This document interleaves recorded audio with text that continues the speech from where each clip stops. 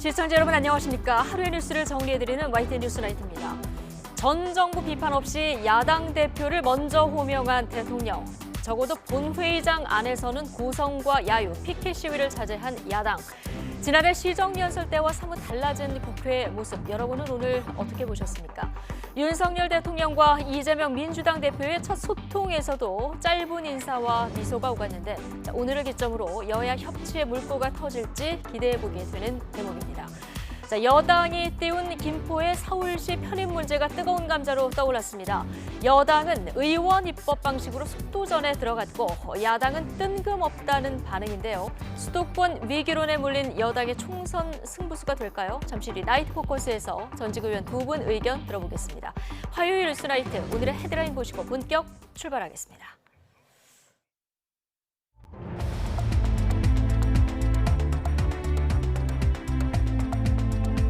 10월 31일 화요일 뉴스나이트 주요 뉴스입니다. 윤석열 대통령이 내년 예산안 국회 시정연설에서 초당적 협력을 여러 차례 부탁했습니다. 이른바 신사협정에 따라 본회의장 내 고성은 사라졌지만 더불어민주당은 장외에서 피켓 시위를 벌였습니다. 국민의힘이 김포의 서울 편입 문제를 의원 입법 형태로 당론 추진합니다. 하지만 현실화되기까지 산 넘어 산이라는 평가가 나오고 있습니다. 전직 펜싱 국가대표 남현희 씨의 재혼 상대로 알려졌던 전 청조 씨가 사기 혐의 등으로 경찰에 체포됐습니다. 전 씨의 어머니도 남 씨를 스토킹한 혐의로 수사를 받고 있습니다. 오늘 오후 서울 용산 대통령실 정문 앞에서 70대 남성이 민원을 제기하며 흉기 난동을 벌였습니다.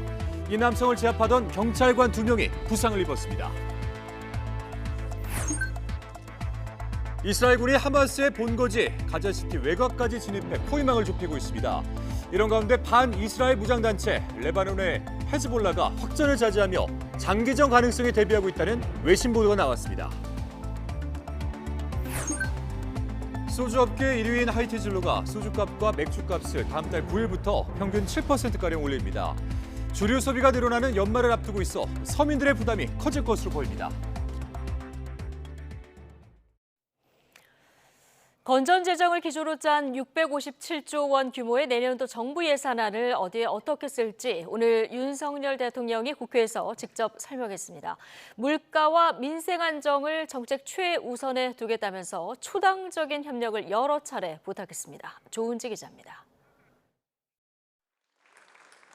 취임 후 세 번째로 국회를 찾은 윤석열 대통령은 657조 원 규모의 내년도 정부 예산안을 민생에 초점을 맞춰 조목조목 설명했습니다.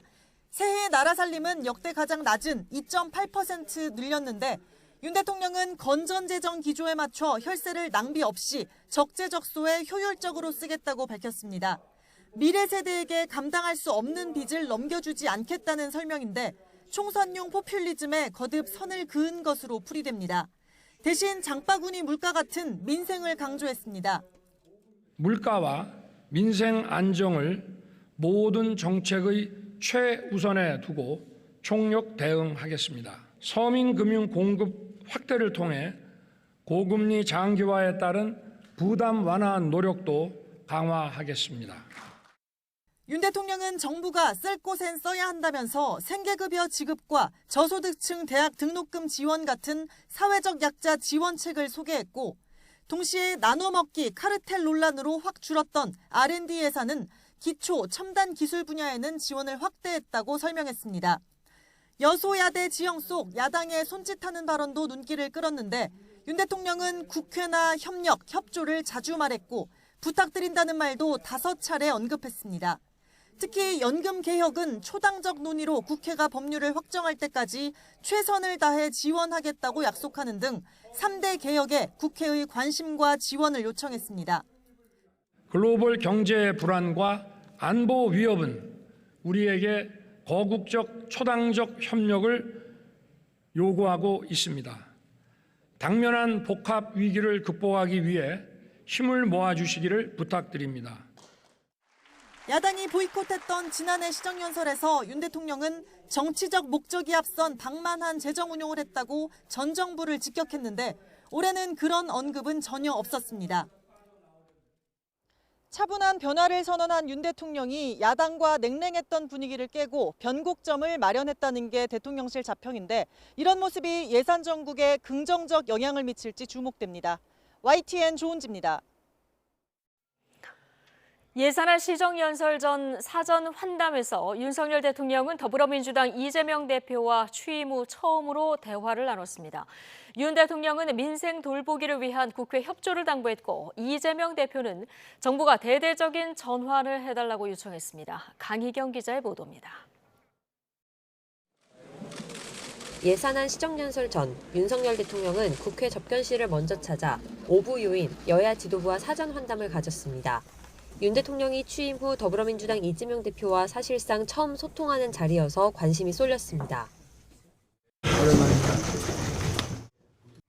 윤 대통령은 모두 발언에서 민생을 위한 국회 협조를 당부했을 뿐 이 대표와 별도로 대화하는 모습이 공개되진 않았습니다. 다만 비공개 자리에서 이 대표는 민생과 경제가 어렵다며 정부의 대대적 전환을 윤 대통령에게 요청했습니다. 우리 현장에 민생과 경제가 너무 어렵다는 말씀을 드렸습니다. 좀 정책이나 예산에 있어서 좀 대대적인 전환을 해주시면 좋겠다는 말씀을. 시정연설 뒤 이어진 상임위원장단 간담회에선 야당의 쓴소리도 나왔습니다. 거부권 행사가 반복적으로 이루어지는 것에 대해서도 매우 유감스럽게 생각을 합니다. 윤 대통령은 이어진 오찬 자리에서 여야와 많은 얘기를 나눠 굉장히 기쁘다며 만족감을 표했습니다. 우리 의원님들과 또 많은 그 얘기를 하게 돼서 저도 아주 취임 이후로 가장 편안하고 기쁜 날이 아닌가 이래 생각합니다. 이번 만남을 계기로 이재명 대표가 요구하는 이른바 영수회담의 가능성이 조금이라도 생길지 아니면 시정연설을 위한 일회성 행사로 그칠지 두고 볼 일입니다. YTN 강희경입니다. 국민의힘이 경기 김포시의 서울 편입 문제를 상대적으로 절차가 단순한 의원 입법 형태로 추진하겠다는 의사를 내비쳤습니다. 단순히 화두를 던지는 데 그치지 않고 본격적으로 속도전에 돌입하겠다는 뜻으로 풀이됩니다. 박광렬 기자의 보도입니다. 김기현 대표가 공개석상에서 꺼내든 경기 김포시 서울 편입론에 국민의힘은 당 차원에서 힘을 보탰습니다. 소속 의원 이름으로 법안을 만드는 의원 입법 형태로 추진할 가능성이 크다며 구체적인 방법론까지 제시했습니다. 지역 주민들을 위해서 바람직하다고 결론을 내렸고 그래서 당론으로 추진하기로 했습니다. 지역민들의 수건을 당이 선제적으로 좀 챙기겠다는 그런 의미로 이해해 주시면 좋겠습니다. 의원 입법의 형태가 될 가능성이 크다고 봅니다. 편입 과정에서 예상되는 적잖은 진통을 염두에 둔 시나리오란 해석이 나왔습니다. 실제로 지자체 통폐합을 위해선 법률 개정 등 넘어야 할 산이 많습니다. 큰 줄기만 놓고 보면 정부가 법안을 발의하느냐 아니면 국회의원이 법안을 내놓느냐에 따라 관련 절차가 나뉩니다. 정부 발의를 통해 최근 이뤄진 경북 군위군과 대구시 통합은 법안 마련 전부터 해당 지자체가 계획 수립과 제출 과정을 밟았습니다. 이후 군위, 경북, 대구 등 지방의회의 동의도 구했습니다. 그나마 대구 경북 신공항에 군위군 건설이라는 공통 이해관계가 논의의 속도를 더했습니다. 대구 경북의 가장 큰 사업입니다. 또 코로나 이후에 한국판 뉴딜 사업입니다. 무산되었다면 우리는 역사의 죄인이 될 뻔했습니다.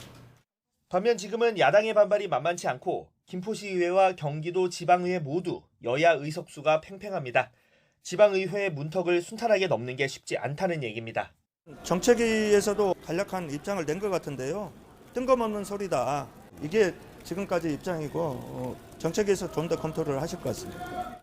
국민의힘이 상대적으로 절차가 단순한 의원 입법을 염두에 두는 것도 야당의 반대 등을 의식했기 때문으로 보입니다. 정부 입법과 의원 입법 모두 지방의회 의결이나 주민투표 중 하나는 반드시 거쳐야 하지만 의원 입법은 관할구역 변경계획 수립 등에 들어가는 시간을 아낄 수 있다고 판단했다는 겁니다. 내년 총선을 앞두고 국민의힘은 경기 김포시의 서울 편입 문제를 적극적으로 이슈화하는 분위기입니다. 관련 논의를 신속히 매듭짓겠다는 의지도 엿보이는데 실제 성사 여부는 법안 통과의 열쇠를 진 과반 의석 민주당에 달렸다는 분석이 많습니다. YTN 박광렬입니다.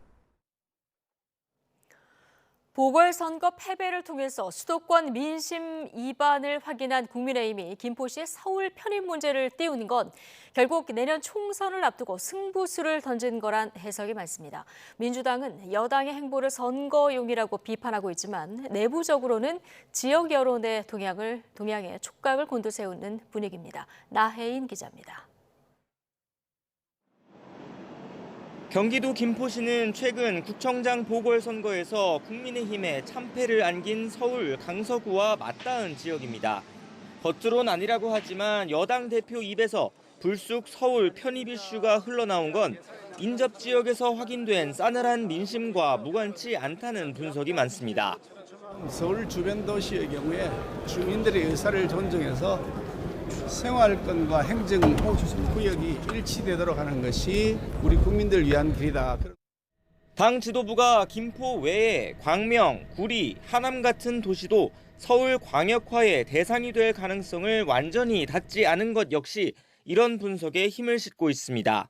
서울 공화국이 탄생할 수 있다는 비판에도 수도권 위기론을 잠재울 카드 중 하나로는 충분하다는 게 여당 안팎의 인식입니다.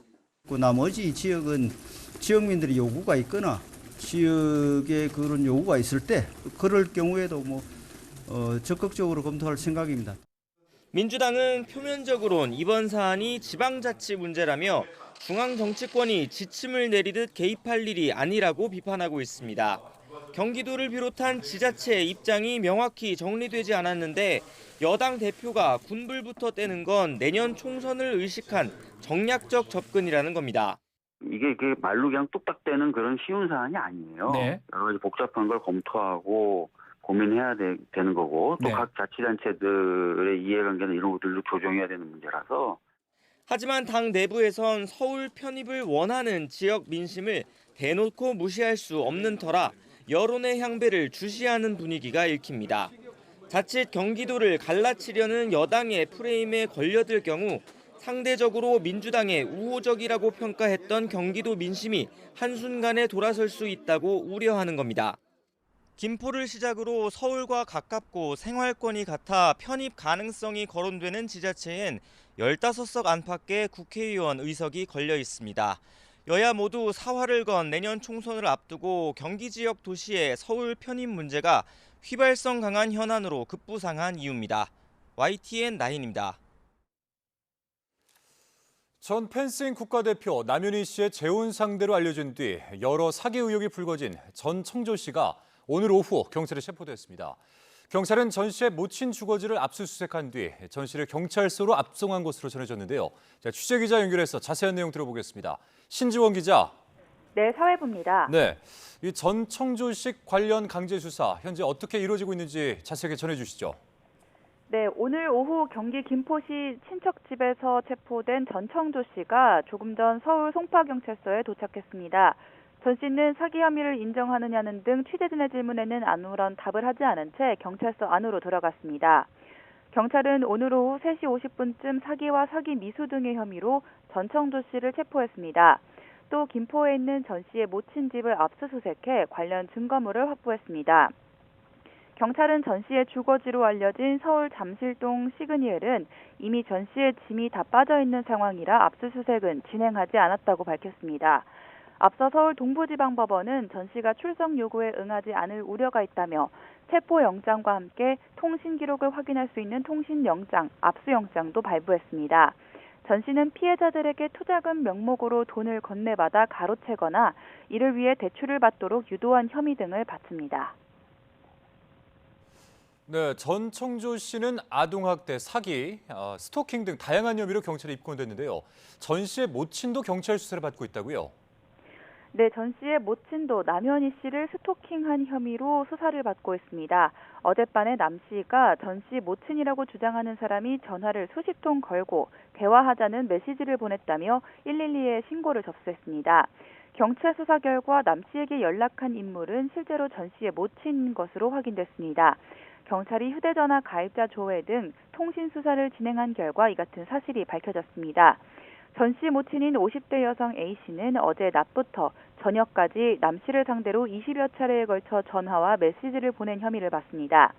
경찰은 A씨를 조만간 불러 조사한 뒤 스토킹 처벌법을 적용할지 검토할 방침입니다. 이런 가운데 남현희 씨도 오늘 오후 서울 송파경찰서의 전청조 씨를 사기 등의 혐의로 고소한 것으로 파악됐습니다. 지금까지 사회부에서 전해드렸습니다. 오늘 저녁 8시 20분쯤 9호선 김포공항역 선로에서 연기가 나 김포공항역 9호선과 공항철도 양방향 전동열차가 무정차 통과하고 있습니다. 현재는 연기는 사라진 상태며 현장 안전조치가 끝나는 대로 열차 운행이 재개될 방침입니다. 경찰과 소방은 연기 발생 뒤 역산의 시민들을 모두 대피시켰고 정확한 원인을 확인하고 있습니다. 오늘 오후 용산 대통령실 정문 앞에서 70대 남성이 흉기 난동을 벌이다가 경찰에 붙잡혔습니다. 이 과정에서 경찰관 2명이 흉기에 찔려 다쳤지만 다행히도 생명에는 큰 지장이 없는 것으로 파악됐습니다. 권준수 기자입니다. 서울 용산 대통령실 앞 아스팔트 도로입니다. 검은색 양복을 입은 남성 대여섯 명이 남성 1명을 둘러싼 채 누르고 있습니다.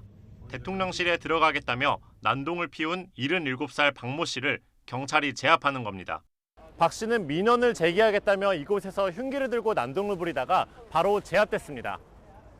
이 과정에서 대통령실 보안을 책임지고 있는 202 경비대 경찰관 2명이 복부와 팔 부위 등을 다쳤습니다. 다만 부상이 크지 않아 생명에는 지장이 없는 것으로 파악됐습니다. 경찰은 박 씨가 경찰관을 공격한 흉기 외에도 주머니에 다른 위협을 가할 수 있는 물건을 소지한 사실도 확인했습니다. 시위를 한 사람이 이렇게 건너가서 선생님들이 막는가 보다 이렇게 생각을 했거든요. 나중에는 사고가 났다고. 그 차가 여기 와서 경찰 조사 결과 박 씨는 대통령실 앞에서 상습적으로 민원을 제기해온 것으로 밝혀졌습니다. 사건 당시에도 정문 앞에서 연금 수령과 관련해 항의하려다 경찰과 실랑이를 한 박 씨는 경찰관이 빨리 길을 지나가라고 했지만 거부하다가 흉기를 꺼내 범행을 저질렀습니다. 경찰은 박 씨를 특수공무집행 방해치상 혐의로 입건하고 구속영장을 신청해 수사를 이어갈 방침입니다. YTN 권준수입니다. 소바이러스성 감염병인 럼피스킨병이 전국적으로 확산되고 있는 가운데 경남에서도 처음으로 확진 사례가 나왔습니다. 방역당국은 확진 발생 농가의 한우를 모두 예방적으로 처분하고 백신 접종을 서두르고 있습니다. 임형준 기자가 보도하겠습니다. 경남 창원시에 있는 한우 농가입니다. 한우 29마리를 사육하는 이곳에서 32개월짜리 암소가 럼피스킨병 의심 증상을 보였습니다. 단단한 혹등이 발견됐는데 정밀 검사 결과 확진 판정이 나왔습니다. 한 마리가 이상하니까 먹이를 잘 안 먹고 하니까 한우 농가가 이 주위에는 많이 있어요. 그래서 지금 우리 집 아저씨도 걱정하더라고요. 방역당국은 확진 판정 직후 24시간 동안 경남 지역에 있는 소농장 등 축산시설 종사자와 차량에 대해 이동 제한 명령을 내렸습니다. 흡들곤충인 모기와 같은 매개체가 옮기는 질병인데요. 축산농가나 이런 데서 모기 방제가 가장 중요합니다. 모기 서식지인 무릉 등이나 이런 것을 제거를 해주시고. 경남도는 공급받을 백신 35만여 분 가운데 1만 분을 우선 확보해 창원에 있는 모든 소농장을 대상으로 접종을 마칠 계획입니다. 항체가 형성되기까지는 3주가량 걸리기 때문에 안심하긴 어렵습니다. 백신 접종을 마쳤다 하더라도 농가에선 긴장의 끈을 놓쳐선 안 됩니다. YTN 임영준입니다. 서울 럼피스킨병 확진 사례가 69건으로 늘어난 가운데 정부가 추가 확산을 막기 위해서 내일부터 전국 소사육농가 방제 소독에 나섭니다. 럼피스킨병 중앙사고수습본부는 오늘 오후 6시 기준 누적 확진 수는 오전보다 2건 늘어난 69건으로 의심 사례 3건을 별도로 검사하고 있다고 밝혔습니다. 중수본은 내일부터 열흘 동안 전국 소사육농가 9만 5천 호를 대상으로 방제 소독을 벌이기로 했습니다.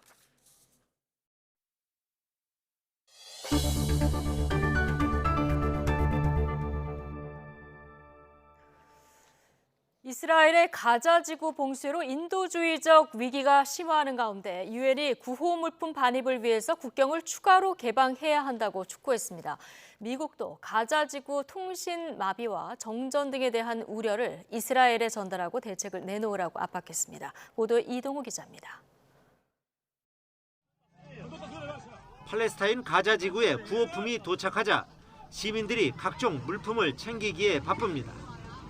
하지만 가자 지구는 이스라엘의 봉쇄 장기화로 식량과 물이 떨어지는 등 인도주의적 위기가 심화하고 있습니다. 2 weeks of full siege followed by the trickle of aid last week mean that basic services are crumbling. Medicine is running out. Food and water are running out. Fuel is running out. 유엔은 가자 지구로 들어가는 하나 이상의 통로가 더 필요하다며 가자 남부와 이스라엘을 잇는 케럼 샬롬을 추천했습니다. And more than one entry point into Gaza is indispensable if we are to make a difference. Karim Shalom between Israel and Gaza is the only crossing equipped to rapidly process a sufficiently large number of trucks. 이런 가운데 미국도 가자 지구에 들어가는 구호품을 운반하는 트럭 수를 시급하게 늘리고 정전과 통신 네트워크 마비에 대한 대책을 이스라엘에 요구했습니다. A shutdown of telecommunication imperils the lives of civilians, UN personnel, and humanitarian workers, and risks exacerbating the humanitarian crisis in Gaza. 미 국무부도 이스라엘에 대한 압박 행렬에 가담했습니다. In addition, we are making every effort to restore access to essential services, including water. Water is a fundamental human right, and its availability is crucial for the well-being of Gaza's residents. We are actively engaged to ensure that communication networks in Gaza remain operational. 미국과 유엔이 가자 지구 내 인도주의적 위기에 대한 대책을 내놓으라며 이스라엘에 대한 압박을 강화하는 상황에서 이스라엘이 어떤 대응을 강구할지 관심이 쏠리고 있습니다. YTN 이동호입니다. 팔레스타인 가자 지역이 이스라엘의 봉쇄로 인도적 위기에 빠진 가운데 트럭 80대 분량의 구호 물품이 추가로 가자 지구로 반입될 것으로 보입니다. 이스라엘 국방부 산하 팔레스타인 민간 업무 조직은 현지 시간 31일 이번 구호 물품 반입 규모는 개전 이래 최대 규모의 원조 이송이라고 말했습니다. 팔레스타인 적신월사에 따르면 지난 20일 이후 지금까지 라파 검문소를 통과한 구호 물품 트럭은 모두 140대로 집계됐습니다. 본격적인 하마스 제거에 나선 이스라엘군이 가자시티 외곽까지 진입해서 포위망을 좁히면서 치열한 교전을 벌이고 있습니다. 이스라엘군은 연일 하마스 대원들과 함께 지휘부도 제거하고 있는데 지난 7일 이스라엘 기습을 지시한 사령관도 제거했다고 밝혔습니다. 보도에 유재웅 기자입니다. 이스라엘군은 가자지구 기습작전을 시작한 이후 병력과 무기를 늘리며 작전 수위를 계속 높여가고 있습니다. 위성 사진에는 탱크와 장갑차 수백 대가 가자시티로 밀고 들어가는 게 포착됐습니다. 일부는 항공 폭격을 유도할 수 있을 정도로 하마스 목표물에 접근했습니다. 그런 만큼 지하터널 등 하마스 근거지를 겨냥한 공습과 지상에서의 교전도 더욱 치열해지고 있습니다. הלחימה הזאת היא גם לחימה מסוכנת, צריך להבין את זה. יש לזה מחירים, זה מורכב, אך היא הכרחית ביכולת שלנו להשיג את מטרות המלחמה. 이 과정에서 하마스 대원들을 계속 제거하고 있는데 이스라엘 정보기관은 과거 하마스 공군 부대를 지휘했고 지난 7일 이스라엘 기습을 지시한 사령관도 야간 공습으로 제거했다고 밝혔습니다. 외신들이 분석한 것을 보면 이스라엘 지상군은 현재 공군과 해군의 집중 공습 엄호를 받으며 북서, 북동, 남동쪽 세 방향에서 가자시티를 에워싸 들어가고 있습니다. 대규모 폭격으로 하마스 대원들을 땅굴로 몰아넣은 뒤 포위망을 좁히면서도 시가전의 위험성을 감안해 속도를 조절하고 있는 모양새입니다. 여기에 맞서 하마스도 미사일과 기관총으로 대응하고 있고 이란의 지원을 받는 외부 무장 세력들은 드론과 미사일 공격으로 하마스를 돕고 있습니다. YTN 유재웅입니다. 코스닥 시가총액 상위에 있는 2차 전지 관련 주가들이 일제히 하락하면서 코스닥 지수가 2.7% 급락했습니다. 오늘 코스닥 지수는 어제보다 2.78% 내린 736.1에 장을 마감했습니다. 전기차 시장의 수요 둔화에 따른 불확실성이 커진 영향이 큰 것으로 보입니다. 코스피도 기관과 외국인의 매도세에 어제보다 1.41% 내린 2277.99로 거래를 마쳤습니다.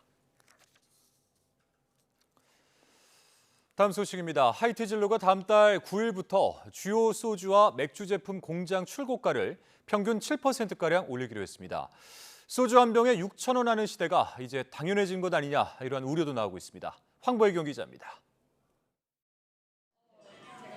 서민의 술, 소주와 맥주, 이런 수식어가 앞으로는 무색해질 전망입니다. 지난 11일 오비맥주가 주요 맥주 제품들의 공장 출고가를 6.9% 올린 데 이어 소주업계 1위 하이트 진로도 가격 인상에 나섰기 때문입니다. 하이트 진로는 다음 달 9일부터 일부 소주와 맥주 제품 가격을 평균 7%가량 올릴 예정입니다. 소주의 경우 참이슬 후레쉬와 참이슬 오리지널이 평균 6.95%, 진로는 평균 9.3% 출고가가 인상됩니다. 맥주 제품인 하이트와 테라, 켈리 등도 평균 6.8% 가격이 오를 전망입니다. 소주, 맥주 즐겨 하는 편인데 가격 오른다면은 아무래도 평상시 먹는 것보다는 좀 덜 사 먹게 되지 않을까 싶은. 소주값은 지난해 2월 이후 1년 8개월 만의 인상인데 원재료 가격 상승이 주된 원인입니다. 소주 주 원료인 주정 가격은 지난해 2월 대비 10.6%, 병 공급 가격은 20% 넘게 올랐습니다. 가격표를 아직 바꾸지 않은 상인들도 고민이 깊습니다. 다른 상권에서는 좀 많이 오른 데도 많이 있다고 하더라고요. 6,000원으로 많이 올렸는데 아직 계획은 없는데 조금 한번 하면서 생각을 해봐야 될 것 같아요. 주류 3사 가운데 롯데칠성은 가격 인상과 관련해 정해진 것이 없다는 입장이지만 주류업계 줄 인상은 사실상 시간 문제란 관측이 나옵니다. YTN 황보혜경입니다. 내일은 중부지방에 요란한 가을비가 내리겠고 밤부터는 중국발 스모우가 유입될 것으로 보입니다. 기상청은 내일 북쪽을 지나가는 기압골의 영향으로 중부지방에 낮 동안 5에서 30mm 비가 내리겠다고 밝혔습니다. 특히 일부 지역에는 천둥, 번개와 돌풍, 우박이 동반될 것으로 보여 주의가 필요합니다. 또 비가 지난 뒤에는 밤부터 중국발 스모우가 유입될 것으로 보입니다. 지난 9월 생산과 소비, 투자가 일제히 증가했습니다. 트리플 증가는 넉 달 만인데 반도체 경기 회복이 가장 큰 영향을 미쳤습니다. 정부는 개선 흐름이 4분기에도 이어질 것으로 보고 있습니다. 보도에 오인석 기자입니다. 뚜렷한 반도체 경기 회복세가 광공업 생산 증가로 이어지며 전체 생산 증가를 이끌었습니다. 9월 반도체 생산은 한 달 전보다 12.9%, 1년 전보다는 23.7% 증가했습니다. 반도체 생산 증가율은 2달 연속 두 자릿수를 기록했습니다. 기계 장비 생산은 5.1%, 석유 정제는 14.6% 늘었습니다. 통계청은 9월 전산업 생산이 이에 힘입어 1.1% 늘었다고 밝혔습니다. 8월 2.0%에 이어 두 달 연속 증가세가 이어졌습니다. 서비스업 생산은 도소매와 운수 창고 등에서 늘며 한 달 전보다 0.4% 증가했습니다. 특히 반도체 생산이 8월 13.5%, 9월 12.9%, 2개월 연속 큰 폭 증가세를 보인 것에 힘입어 광공업 생산이 22년 1월 이래 처음으로 2개월 연속 증가 흐름을 보여 광공업, 즉 제조업의 회복세가 두드러졌습니다. 소비는 음식료품과 화장품 등에서 판매가 늘어 한 달 전보다 0.2% 증가하며 3개월 만에 증가로 전환했습니다. 설비 투자는 반도체 제조용 기계와 항공기 등 운송 장비 투자가 늘어 8.7% 증가했습니다. 산업 생산과 소비, 투자가 모두 증가한 것은 지난 5월 이후 넉 달 만입니다.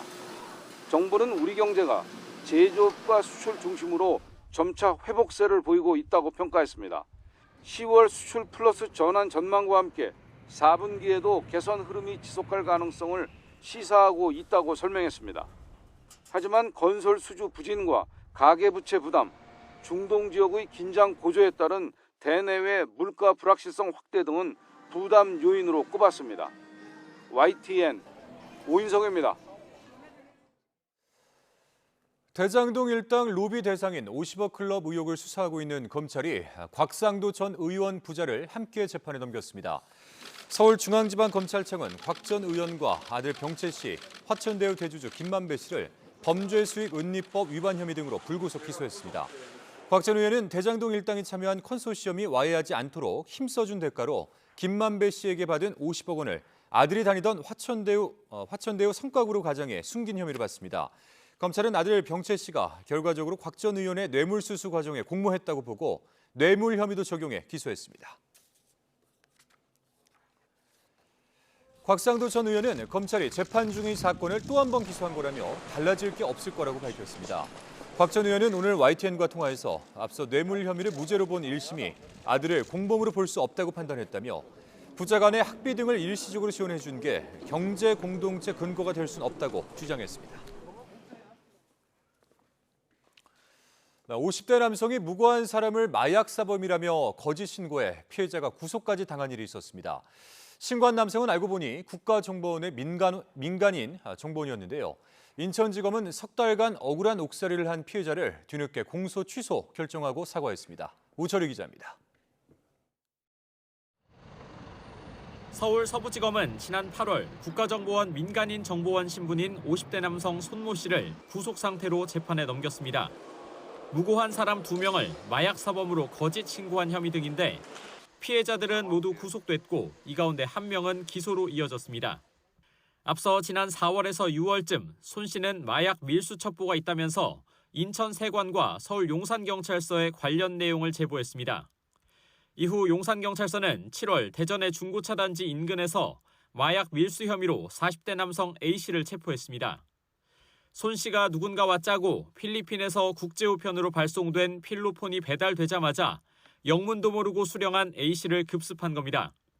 하지만 용산서에서 사건을 넘겨받은 서부지검은 보안 수사 과정에서 미심쩍은 부분을 포착했습니다. 피의자로 붙잡힌 A씨의 진술이나 행적이 객관적인 사실관계와 부합하지 않았던 겁니다. 서부지검은 제보자 손 씨의 휴대전화를 제출받아 포렌식을 한 결과 배달 전 피해자 주소를 주고받은 거짓 제보 증거를 찾아냈습니다. 또 손 씨가 제3자로부터 다른 마약 사건 수사를 무마해달라는 청탁과 함께 수천만 원을 수수한 대가로 경찰에 허위 제보한 사실도 밝혀냈습니다. 이에 서부지검은 억울하게 마약범으로 몰린 A씨를 구속 취소와 함께 혐의 없음 처분하고 손 씨를 무고 등의 혐의로 재판에 넘겼습니다.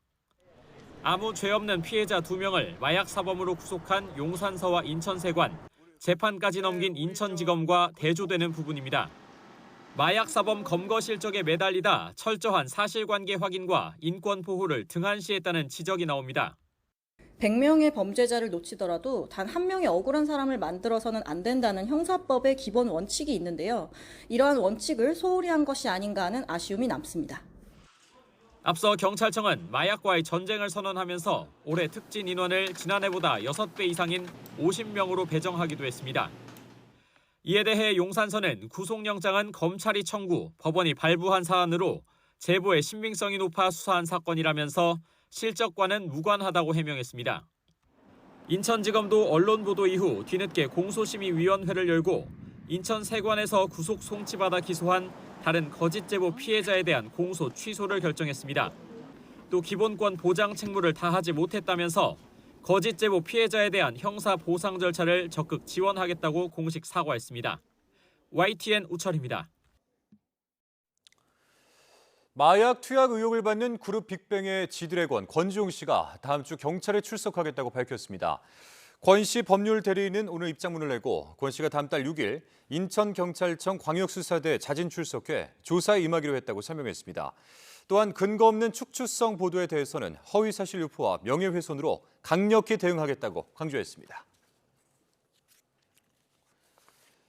인천경찰청은 다음 달 4일 오후 대마와 향정신성 의약품 혐의를 받는 이선균 씨를 재소환해 조사하겠다고 밝혔습니다. 앞서 경찰은 지난 28일 이 씨를 불러 모발 등에 대한 압수수색 영장을 집행해 국립과학수사연구원에 긴급 정밀 감정을 의뢰했습니다. 당시 경찰에 출석한 이 씨는 조만간 진행될 추가 조사 때 성실하게 답변하겠다며 마약류 투약 혐의와 관련한 진술을 거부했습니다. 값싼 수입 돼지고기를 국산으로 속여 식당 수백 곳에 공급한 업주가 구속됐습니다. 20명이 넘는 업주와 직원이 한 통속으로 2년 동안 50톤이 넘는 고기를 속여 팔았습니다. 이훈재 기자입니다. 경북 북부 지역에 있는 한 육류 유통업체. 창고 안에 수입 고기가 가득합니다. 국내산 소고기에는 없는 부위지만 버젓이 국내산이라고 적혀 있습니다. 이게 왜 국산이라고 붙어 있어요? 설정 전세갖고 국내산이 아닌데 수입인데. 이게 미국산이라 그랬죠? 네, 미국산이요.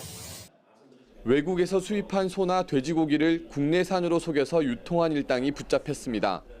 2년 동안 팔아치운 양만 52톤, 7억 4천만 원어치에 이릅니다. 업주와 직원 24명이 같이 짜고 경북과 강원, 충북 등 190곳이 넘는 식당에 원산지를 속인 고기를 팔았습니다. 처음 거래에서는 국산을 공급을 하다가 업주들이 고기에 대해서 잘 모른다고 판단이 되면 외국산을 이용을 해서 국산으로 속여왔다고. 주로 양념해서 파는 돼지갈비 부위를 공급해 식당 운영자나 소비자가 알아차리기 힘들었습니다. 단속조차 쉽지 않았는데 돼지고기 원산지 진단 키트가 결정적 역할을 했습니다. 우리나라에서 키우는 국산 돼지는 돼지열병 백신을 맞기 때문에 항체를 검사하는 이 키트를 이용하면 2줄이 생깁니다. 하지만 수입산은 한 줄만 생기기 때문에 원산지를 구분할 수 있습니다. 단속반은 손님인 척 가장해 덜미를 잡았습니다. 피해 업소를 방문을 해가지고 이제 손님인 저처럼 가정을 해서 이제 가서 직접 고기를 주문을 하고 그 자리에서 이제 키트 검정을 하거나 아니면 일부 시료를 떼와서. 농산물 품질관리원은 40대 대표와 30대 이사 등 2명을 구속하고 직원 등 23명을 불구속 입건했습니다. 또 냉동 수입육은 뼈 부분이 검은 빛이 돌고 육질이 좋지 않다면서 원산지 표시 위반이 의심되면 신고해달라고 당부했습니다. YTN 이윤재입니다.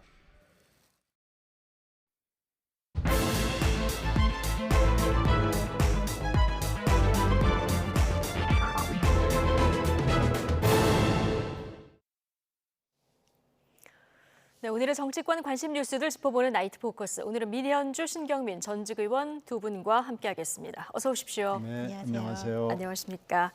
자, 657조 내년 예산을 어디에 쓸지 윤석열 대통령이 오늘 국회에서 시정연설을 했습니다. 사전 환담회에서 이재명 대표와 취임 후 첫 소통도 했는데요. 전반적으로 지난해와 달라진 국회 모습이 눈길을 끌었습니다. 영상으로 먼저 보고 오시겠습니다.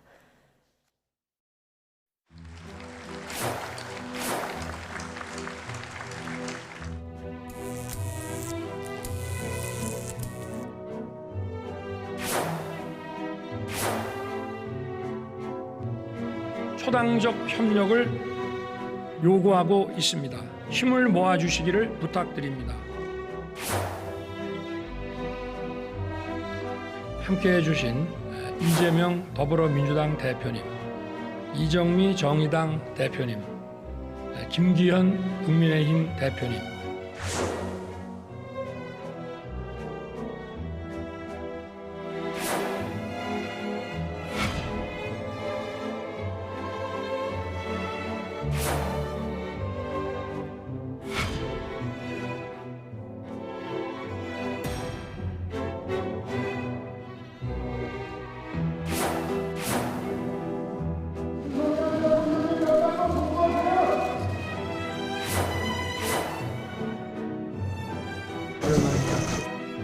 네, 오늘 대통령과 잠시 만나 뵙는 자리에서 우리 현장의 민생과 경제가 너무 어렵다는 말씀을 드렸습니다. 우리 의원님들과 많은 얘기를 하게 돼서 저도 아주 취임 이후로 가장 편안하고 기쁜 날이 아닌가 이래 생각합니다. 네. 자, 오늘 예산안에 대한 대통령의 설명이 있었는데요. 전체적으로 민생과 미래 이런 부분이 좀 방점이 찍혀 있는 것 같았습니다. 어쨌든 내용을 쭉 들어보면 지난번과 달리 전 정부에 대한 비판도 없었고요. 그리고 앞서 보신 것처럼 들어갈 때 통로도 야당 의원들이 있는 쪽으로 해서 들어가지 않았습니까? 지난해하고 사뭇 다른 풍경 어떻게 보셨습니까? 아무래도 이제 두 번째 예산 대한 네. 연설이고요. 국회에서 낸 연설이고 그리고 지금 워낙 경제가 어려운 상황이고 국민들의 명령도 민생에 집중해 달라라는 것으로 저희가 이제 집권 여당인 국민의힘도 알고 있고 용산 대통령실도 알고 있습니다. 그래서 그런 점에 좀 더 강조하고 국민들께 화답하기 위한 그런 노력으로 저는 오늘의 그 시정연설도 그 방향에서 민생과 그리고 취약계층 그리고 R&D 예산 관련해서 걱정되시는 부분들에 대해서 대통령께서 굉장히 친절하게 네. 잘 설명해 주셨고 무엇보다도 제1야당이 민주당이나 또 정의당도 있지만요. 민주당에 대해서 대통령께서 최대한 예우를 한 굉장히 격을 높이고자 노력한 저는 그 연설이었다고 보고요. 한 가지 아쉬운 점이 있다면 오늘 연설 이전에 여야가 합의를 한 부분이 대통령에 대해서 최대한 예우를 하고 우리가 시정연설을 경청해서 듣자, 예산 연설을 네. 경청해서 듣자였는데 민주당 의원들이 물론 국회 내에서 본회의장 내에서 시위를 한 건 아닌데요. 들어가는 그 입구에서 로텐더홀에서 피켓 시위를 하는 게 네. 있었습니다. 이거는 사실은 약속을 거의 깬 거나 마찬가지다. 그러니까 본회의장에서만 뭐 피켓 시위를 하거나 네. 뭐 소란을 핀 것이 문제가 아니라 합의를 했다면 로텐더홀에서도 약속을 지키는 그런 모습들을 보여줬으면 어떨까라는 점이 하나가 아쉽고요. 또 하나는 이제 민주당 의원 김용민 의원이 SNS에 썼는데요. 어쨌든 민주당 입장에서는 대통령에서 비판을 할 수도 있겠지만 이런 점에서 예의를 갖추지 못한 그런 태도에 대해서 매우 아쉽다라고 생각을 합니다. 좋았던 점, 아쉬웠던 점 다 지적을 해주셨고요. 그래도 작년에 시정연설에는 야당이 아예 들어가지도 않았잖아요. 그렇죠. 예, 그래서 분위기도 좀 험악했는데 오늘은 어쨌든 본회의장 안에서는 보이콧 안 하고 뭐 고성과 야유도 없었습니다. 뭐 어떻게 보셨는지요? 뭐 작년에 비하면 많이 진전이 된 거고요. 네. 일단 윤 대통령 입장에서 생각해 보면 여소야대 국회가 얼마나 힘이 센가 라는 것을 아마 1년이 넘는 기간 동안 지금 이제 선거 이후부터 시작하면은 1년 7개월이잖아요. 아마 여러 번 느꼈을 거예요. 물론 법안이 오면은 거부권 행사하고 뭐 인사 문제도 그냥 임명해버리고 그러면서 국회에 아무리 발목 잡아도 내가 그냥 걷어차면 된다라는 느낌도 있었겠지만은 국회하고 특히 여소야대 국회하고 얘기한다는 것이 엄청 어렵구나라는 것은 아마 실감을 했을 거예요. 그래서 이번에는 여러 가지로 그 톤 앤 매너를 많이 지금 바꾼 것이고요. 예. 대통령도 바꿨고 야당도 바꿨고 또 총선이라는 굉장히 중요한 정치적 이벤트가 아직 얼마 남지 않았잖아요. 이제 160일 정도 남은 건데요. 총선 때 여야 공이 가장 많이 맞닥뜨리는 그 유권자들의 뭐 반응이라고 그럴까요? 요청이라고 그럴까요? 그건 싸우지 마입니다. 싸우지 마. 싸우지 마. 네. 그래서 국회는 원래 여야는 싸우는 겁니다라고 얘기를 해도 그냥 일반 국민들의 평범한 보통 수준의 국민들은 싸우지 마. 제발 당신은 좀 싸우지 마. 이게 이제 가장 많이 듣는 얘기거든요. 그래서 안 싸우겠다라고 얘기를 하는 게 보세요. 이번에 이렇게 했잖아요. 라고 얘기하는 게 사실은 득표 전략이기도 합니다. 네, 대통령실도 야당도 총선 앞두고 국민 눈높이에 그렇게 보면은 맞춰서 오늘 행동을 했다 이렇게 볼 수 있는데 앞서 잠깐 대통령 얘기해 주셨지만 뭐 보통은 여야 순으로 호명을 하는데 오늘 야당 대표 먼저 호명을 했고요. 그리고 뭐 부탁드린다, 협조한다 뭐 이런 얘기를 굉장히 많이 쓰셨거든요. 이제 본격적으로 예산 전국에 돌입해서 예산 심사를 해야 되는데 오늘 대통령의 이런 태도가 좀 긍정적인 영향을 미칠까요?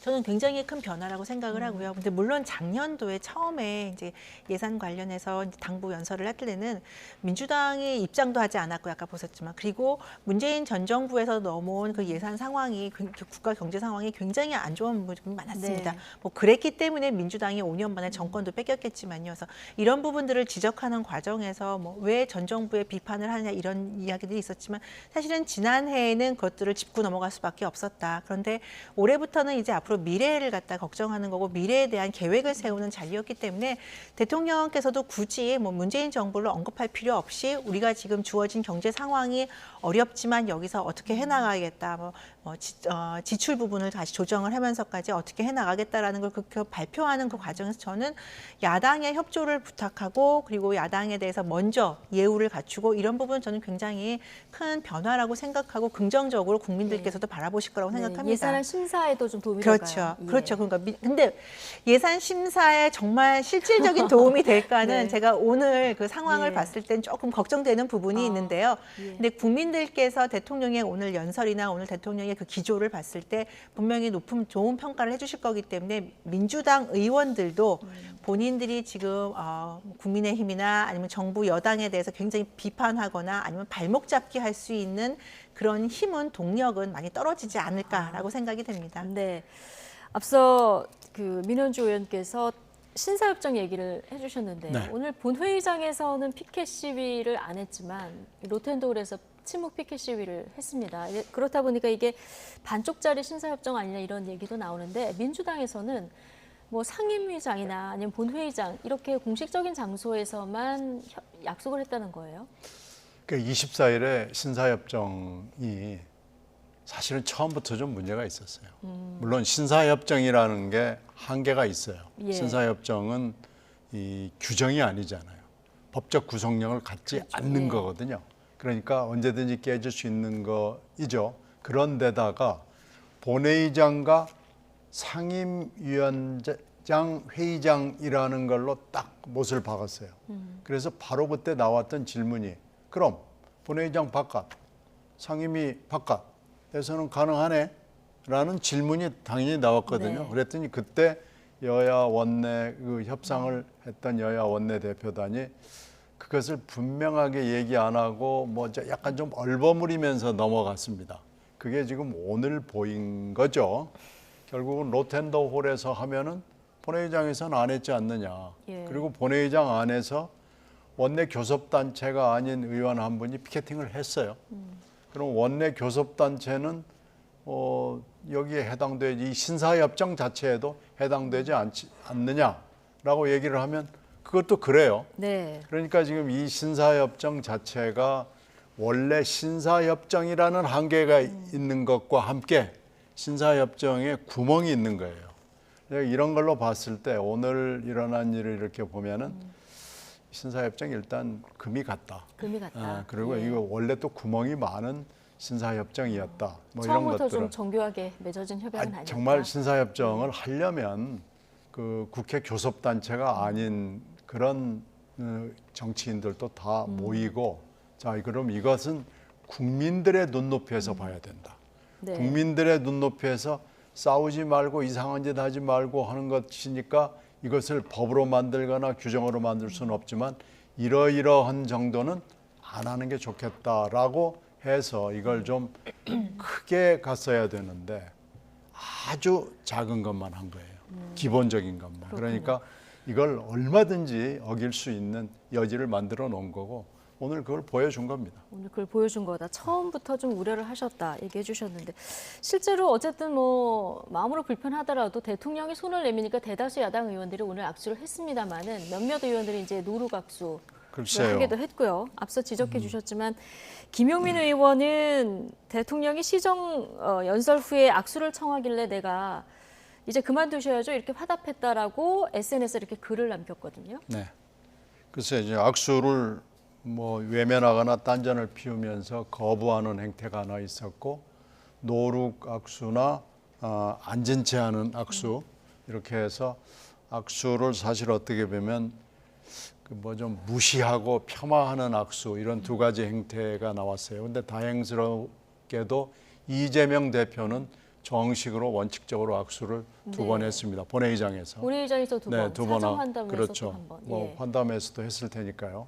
그러니까 대표는 그나마 이런 이상한 형태의 약간 무시하는 듯한 그런 악수를 하지는 않았다는 건 전 다행이라고 봐요. 예. 그런데 악수를 거부하거나 무시하는 듯한 악수를 한 것은 글쎄요. 그것이 뭐 야당으로서의 근성을 보여준 거다라고 얘기하는 사람이 물론 있겠지만 저는 그게 근성도 아니고 어떤 야당의 어떤 본연의 자세도 저는 아니라고 생각합니다. 김용민 의원의 글은 어떻게 보십니까? 김용민 의원은 더군다나 그러면 안 되는 거죠. 아이고 뭐 그렇게까지 할 필요 있어요. 굳이. 그거 아니래도 얼마든지 윤 대통령에 대해서 비판을 하고 비난을 하고 할 얘기하고 하는 거 할 수 있는데 그 자리에서 내가 거기서 그렇게 했다라고 그건 뭐 강성 지지층, 극렬 지지층을 향해서 정치를 하는 사람이라고 공개 광고 홍보하는 거죠. 네. 저는 그렇게 정치하는 건 바람직하지 않다고 봅니다. 예. 자, 오늘 윤석열 대통령과 이재명 민주당 대표 이 사전 환담회에서 만남이 굉장히 주목이 됐습니다. 네. 이게 취임 후 어떻게 보면 스치듯 지나서 만나는 게 아니라 소통을 할 수 있는 첫 번째 만남이기 때문에 굉장히 주목돼서 첫 마디가 뭘까 굉장히 궁금했는데 오랜만입니다. 네. 자, 이런 인사가 오갔고 이재명 대표는 또 미소로 답하는 네. 어떻게 보셨어요? 네. 대통령께서 이렇게 오랜만입니다라고 인사를 했을 때 이재명 대표가 조금 더 완벽한 그런 제스처를 취한다면 반갑습니다라든지 저도 오랜만입니다라는 같이 그렇게 말을 해줬으면 어땠을까 인사말을 건네줬으면 그냥 미소로만 입 다문 채 미소로만 지금 답례하는 게 지금 나오고 있는데요. 그래서 그런 것들이 조금 아쉬웠긴 했었고요. 그럼에도 불구하고 어쨌든 윤석열 대통령과 야당 지도부들이 한 자리에 모여서 저렇게 연설 이전에 한번 티타임을 갖고 상견례를 갖고 여러 가지 이야기를 또 비공개 회의 때는 민생에 집중하자 이런 이거 잘 경청하겠다라고 얘기하지 않았습니까? 그래서 이런 부분은 저는 여야가 협치하는 모습을 보이는 그 물꼬를 텄다고 생각을 하고요. 네. 근데 이게 여당이 대통령이 손만 내민다고 되는 것이 아니라 야당도 이런 사진 찍거나 이런 자리에서뿐만 아니라 실제적으로 법안이라든지 예산 심의에서 충분히 진지하게 함께 진행하고 심사를 하고 그리고 나서 통과나 아니면 수정안을 낼 때도 야당의 발목 잡기나 목리 부리는 것이 아니라 정말 필요한 것인지 국민을 위해서 그리고 내년도 예산에서 중요한 사업이나 정책에 정말 이것이 조정이 될 필요가 있는 것인지에서 진지한 논의가 필요한데요. 앞으로 지금 오늘의 이런 화기애애한 모습들이 어떻게 반영이 될지는 전 이제 뭐 예산 심의 때도 지켜보면 될 것 같습니다. 그래서 이재명 대표가 오늘 옅은 미소를 보이는 만큼 야당이 지금 정부 안이나 아니면 여러 가지 예산 심의 과정에서 또 남은 법안 심의 과정에서도 진지하고 민생 중심의 그런 자세를 보였으면 좋겠다. 왜냐하면 이재명 대표가 단식 끝나고 건강 회복한 다음에 업무 복귀해서 초일성이 그거였거든요. 민생에 집중하겠다. 그 약속을 꼭 지켜주십사 부탁드립니다. 네, 자, 이런 분위기가 좀 예산안 심사에도 반영이 됐으면 좋겠다는 네. 바람을 말씀해 주셨는데 오늘 협치의 물꼬를 텄다 이렇게 얘기를 해주셨고요. 그러면 이제 이재명 대표가 대통령 그리고 여야 대표 이렇게 3자 회동 제안을 했는데 자, 이 뭐 조만간 이루어질까요? 어떻게 전망하십니까? 그건 대통령 마음인데 잘 될까요? 네. 안 될 것 같습니까? 글쎄요, 지금 3자 회동에 대해서도 대통령실이 뭐 가타부타 얘기가 일단 없고요. 예. 3자 회동을 이제 물타기 하기 위해서 원내 교섭단체 내지는 하여튼 국회 의석을 가지고 있는 당 대표급들을 전부 다 모으는 뭐 이런 것들을 예전에 보면은 청와대에서 물타기용으로 많이 썼어요. 네. 그리고 어떤 때는 거기다가 대법원장하고 헌법재판소장까지 집어넣어가지고 물타기를 해도 뭐 굉장히 아주 맹탕으로 만들어가지고 하는 경우도 있었고 그래서 지금 현재 오늘 만난 게 뭐 의미가 있다면 있고 사실 의미가 없다면 없고 지금 그런 상황이거든요. 그래서 오늘 만남 때문에 대통령실이 뭐 방향을 확 바꿔가지고 뭘 하고 그럴 것 같지는 않아요. 그러니까 근데 대통령 오늘 뭐 피켓 시위에서도 그렇고 이재명 대표 발언에서도 그렇고 야당이 일관되게 주장하는 게 이제 국정기조를 바꿔달라 이거 아니겠습니까? 그러니까 그걸 바꾸겠냐고요. 그러지는 않을 것 같습니다. 국정기조를 바꿀 것 같으면 진지게 바꿨죠. 그리고 만약에 지금 일단 강서 재보궐선거 이후에 네. 뭐 여러 가지 좋은 얘기 많이 나왔잖아요. 뭐 민심이 천심이고 어쩌고 저쩌고 하는 얘기 많이 나왔는데 말은 지금 굉장히 많아요. 화려한 말들이. 스타일도 좀 오늘 보면은 많이 좀 바뀌었고 그런데 예. 실제로 행동이 바뀌려면은 일단 인사와 정책을 바뀌어야 되고 소통하는 것도 바뀌어야 되고 그러는데 그건 지금 전혀 짐작이 되지 않고요. 예. 만약에 대통령이 정말로 바뀌었구나라는 걸 보여줄 수 있는 굉장히 좋은 경우가 이태원 일주기 추도식이었을 거예요. 예. 거기에 인요한 혁신위원장의 가령 뭐 얘기를 듣든지 뭐 해가지고 대통령이 만약에 쫙 갔더라면 달라졌구나. 대통령 진짜 바뀌려고 그러나? 뭐 이제 이런 느낌이 왔을 텐데 뭐 어디 영암교회인가에 가가지고 이벤트성으로 추모를 했잖아요. 그러니까 그런 걸 보면서 아 역시 말뿐이구나, 아니구나 하고 민주당은 결론을 내렸습니다. 아 그렇군요. 국정 기조가 달라질 것 같지는 않다. 민주당은 이런 결론을 내렸다고 하셨는데 오늘 어쨌든 이거 시정연설 뒤에 여야 원내대표, 상임위원장들하고 또 간담회도 하고 오찬도 했는데 여기서 각종 뭐 지금까지 야당에서 비판했던 여러 가지 이슈들에 대한 쓴소리가 굉장히 많이 나왔어요. 뭐 양평 의혹 논란부터 해서 뭐 그 공직자의 학폭 문제, 홍범도 장관 문제까지 정말 모든 이슈에 쓴소리가 나왔는데 대통령이 잊지 않고 국정에 반영하겠다, 전형 모시겠다 또 이렇게 반응을 해서 앞으로 좀 야당과의 소통을 늘려가지 않을까 이런 기대도 드는데 민주당에서는 앞으로 안 변할 것 같다라고 결론을 내리셨다고 하고 민현주 의원께서는 어떻게 보십니까? 이게 변하고 안 변하고의 그 전 단계를 한번 볼 필요가 있는데요. 저는 굳이 뭐 여기서 오늘 자리에서 이재명 대표 얘기를 또 하고 싶진 않았지만 사실은 역대 어느 야당 대표가 이렇게 사법 리스크, 재판 리스크가 걸려있는 대표가 있었던가. 이제까지는 대표가 아니라 그러니까 그냥 일반 국회의원들도 아니면 지자체에 있는 의원들, 기초의원들도 이런 비리나 이런 의혹이 있으면 결과가 나오기 전에 일단 의원직을 사퇴하든지 아니면 당직에서 물러나든지 그래서 조용히 재판을 받고 다시 무혐의 됐을 경우에는 무죄 판결 받으면 복귀를 하는 게 보통 상식이었거든요. 정치권의 상식입니다. 그런데 이제 제1야당 그것도 거대 169석, 지금 169석이죠. 169석을 가지고 있는 제1야당의 당대표가 저렇게 수없이 많은 사법 리스크를 갖고 있음에도 불구하고 당대표 자리에 있으니 사실은 집권 여당이나 대통령으로서는 굉장히 큰 부담입니다. 만일에 그걸 같은 국정 상회하는 파트너로 할 경우에 많은 국민들께서 의구심을 가지실 수 있어요. 야당 대표라서 저렇게 대우하는 건가? 만일에 일반 서민이었다면 과연 저럴 수 있을까? 이런 많은 어려움 속에서 사실은 이제까지의 어쩔 수 없는 경직된 상황도 있었다라는 점을 먼저 말씀을 드리고요. 대통령께서는 그럼에도 불구하고 뭐 여러 가지 강서 재보궐선거의 결과도 있었고 국민들이 이렇게 경제가 어려운 상황이다라는 그런 민원, 그런 여론의 바탕으로 오늘 상임위원장, 야당이지 않습니까? 다 상임위원장 야당입니다. 그리고 대통령 앞에서 굉장히 큰 쓴소리를 한 거나 저는 마찬가지라고 봅니다. 이런 것들을 경청하겠다고 말씀하셨고 또 상임위원장들과 함께 우리 식사하면서 하면 좀 더 많은 이야기를 나눌 수 있고 더 자세한 이야기를 서로 소통할 수 있다라고 하는 것 자체가 저는 이미 대통령께서 많은 부분들을 양보하고 그리고 여야 협치의 그 물꼬를 확실하게 튼 부분이 있다라고 저는 생각을 합니다. 알겠습니다. 저녁을 모시겠다 이렇게 얘기했으니까요. 한번 또 기대를 해보도록 하고요. 두 번째 주제 다뤄볼 텐데요. 국민의힘이 경기도 김포시를 서울시에 편입하는 것을 당론으로 추진하기로 하면서 지금 전국의 블랙홀이 될 조짐입니다. 민주당에서는 뜬금없다 이런 반응이 나왔는데요. 영상 보고 오시겠습니다.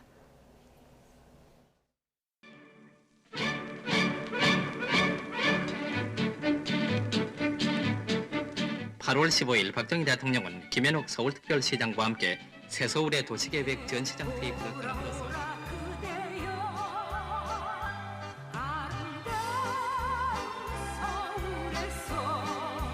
김포의 옛날 땅과 합쳐서 서울이랑 통합하는 것이 김포에 타당하다. 김포는 서울시로 편입하는 것이 지역 주민들을 위해서 바람직하다고 결론을 내렸고 그래서 당론으로 추진하기로 했습니다. 뜬금없는 소리다. 이게 지금까지 입장이고 고양, 성남, 구리, 광명은 물론 그냥 전 국토를 서울에 편입시키고 국호를 서울로 바꾸는 것입니다.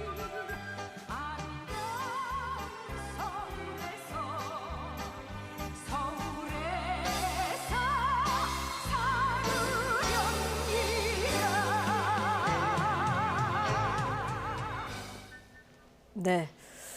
자, 정말 결말이 어떻게 날지 굉장히 궁금한데요. 자, 김포시의 서울시 편입을 당론으로 추진하겠다. 김기현 대표가 얘기했는데 이전에 이게 김포시에서 먼저 요구가 있었다 이런 설명이 있었어요. 김포시에서는 이제 여러 가지 당연히 교통 인프라의 문제, 네. 교통, 그다음에 교육 문제, 그다음에 주거 문제 때문에 이전부터 있었던 논의들이고요. 이거는 이번에 새로 나온 이슈는 아닙니다. 네. 이미 뭐 김동연 지사도 경기도를 북부와 남부로 나누겠다 이런 얘기를 먼저 이슈를 그 던졌었고요. 과정에서 지금 김포시 문제가 나온 거고 그러다 그렇죠. 여기까지 온 겁니다. 네, 그러니까 경기도 물론 그 이전 10년 예. 전에도 한번 이야기는 있었고요. 경기도가 아까 이제 지도를 보셔서 아시겠지만 굉장히 애매한 위치에 하고 있어요. 그러니까 김포시요? 김포시가 예, 죄송합니다. 네네. 김포시가요. 그래서 경기도 북부와 남부로 가르더라도 북부에도 편입되기가 어렵고요. 남부에도 편입되기 어려운 그 경계선에 있고요. 네, 위치가 좀 그렇죠. 예. 네, 오히려 서울과 연결되는 부분들이 많고요. 물론 뭐 김포시 전체 인구 대비 서울로 출퇴근하시는 분들이나 서울 어느 정도 서울에 하루에 통행량이 있는가는 조금 다른 견해가 있을 수 있지만 네. 아시겠지만 김포 골드라인이라고 해서 아침 출근길에 지옥과 같은 그런 밀집 현상을 여러분들이 많이 보셨을 겁니다. 네. 이런 여러 가지 문제로 인해서 김포시에서는 계속 지속적으로 민원을 넣었었고 그리고 김포시 김포 골드라인을 해결하기 위해서는 서울 수도권 5호선을 연장하는 그런 방안도 예. 있었는데 사실은 그 경기도에 있기 때문에 서울시 5호선을 갖다 연장하는 것도 사실 쉬운 일은 아니었고요. 이러한 종합적인 것들을 통해서 그리고 서울이 과거와는 달리 굉장히 오래된 도시가 되고 있고 그래서 서울에 뭔가 새로운 활력을 불어넣을 만한 동기나 아니면 그런 인프라, 그러니까 인구층이나 아니면 여러 가지 예. 기반 것들이 부족하다. 그렇다면 김포시를 이번에 서울로 편입해서 이런 것들을 좀 서울을 조금 더 확대시키는 메가시티 전략이라고도 하는데요. 메가시티 프로젝트라는 거를 한번 실현하는 구현하는 동력 기본이 되는 것이 어떤 것이냐라는 네. 그런 아이디어가 나온 것이고 아마 김기현 대표와 정책위에서는 이런 것들을 굉장히 진지하게 검토하고 있는 것으로 알고 있습니다. 물론 다른 경기도 지역에서 서울로 예. 편입되기를 희망하는 지역들이 좀 있어요.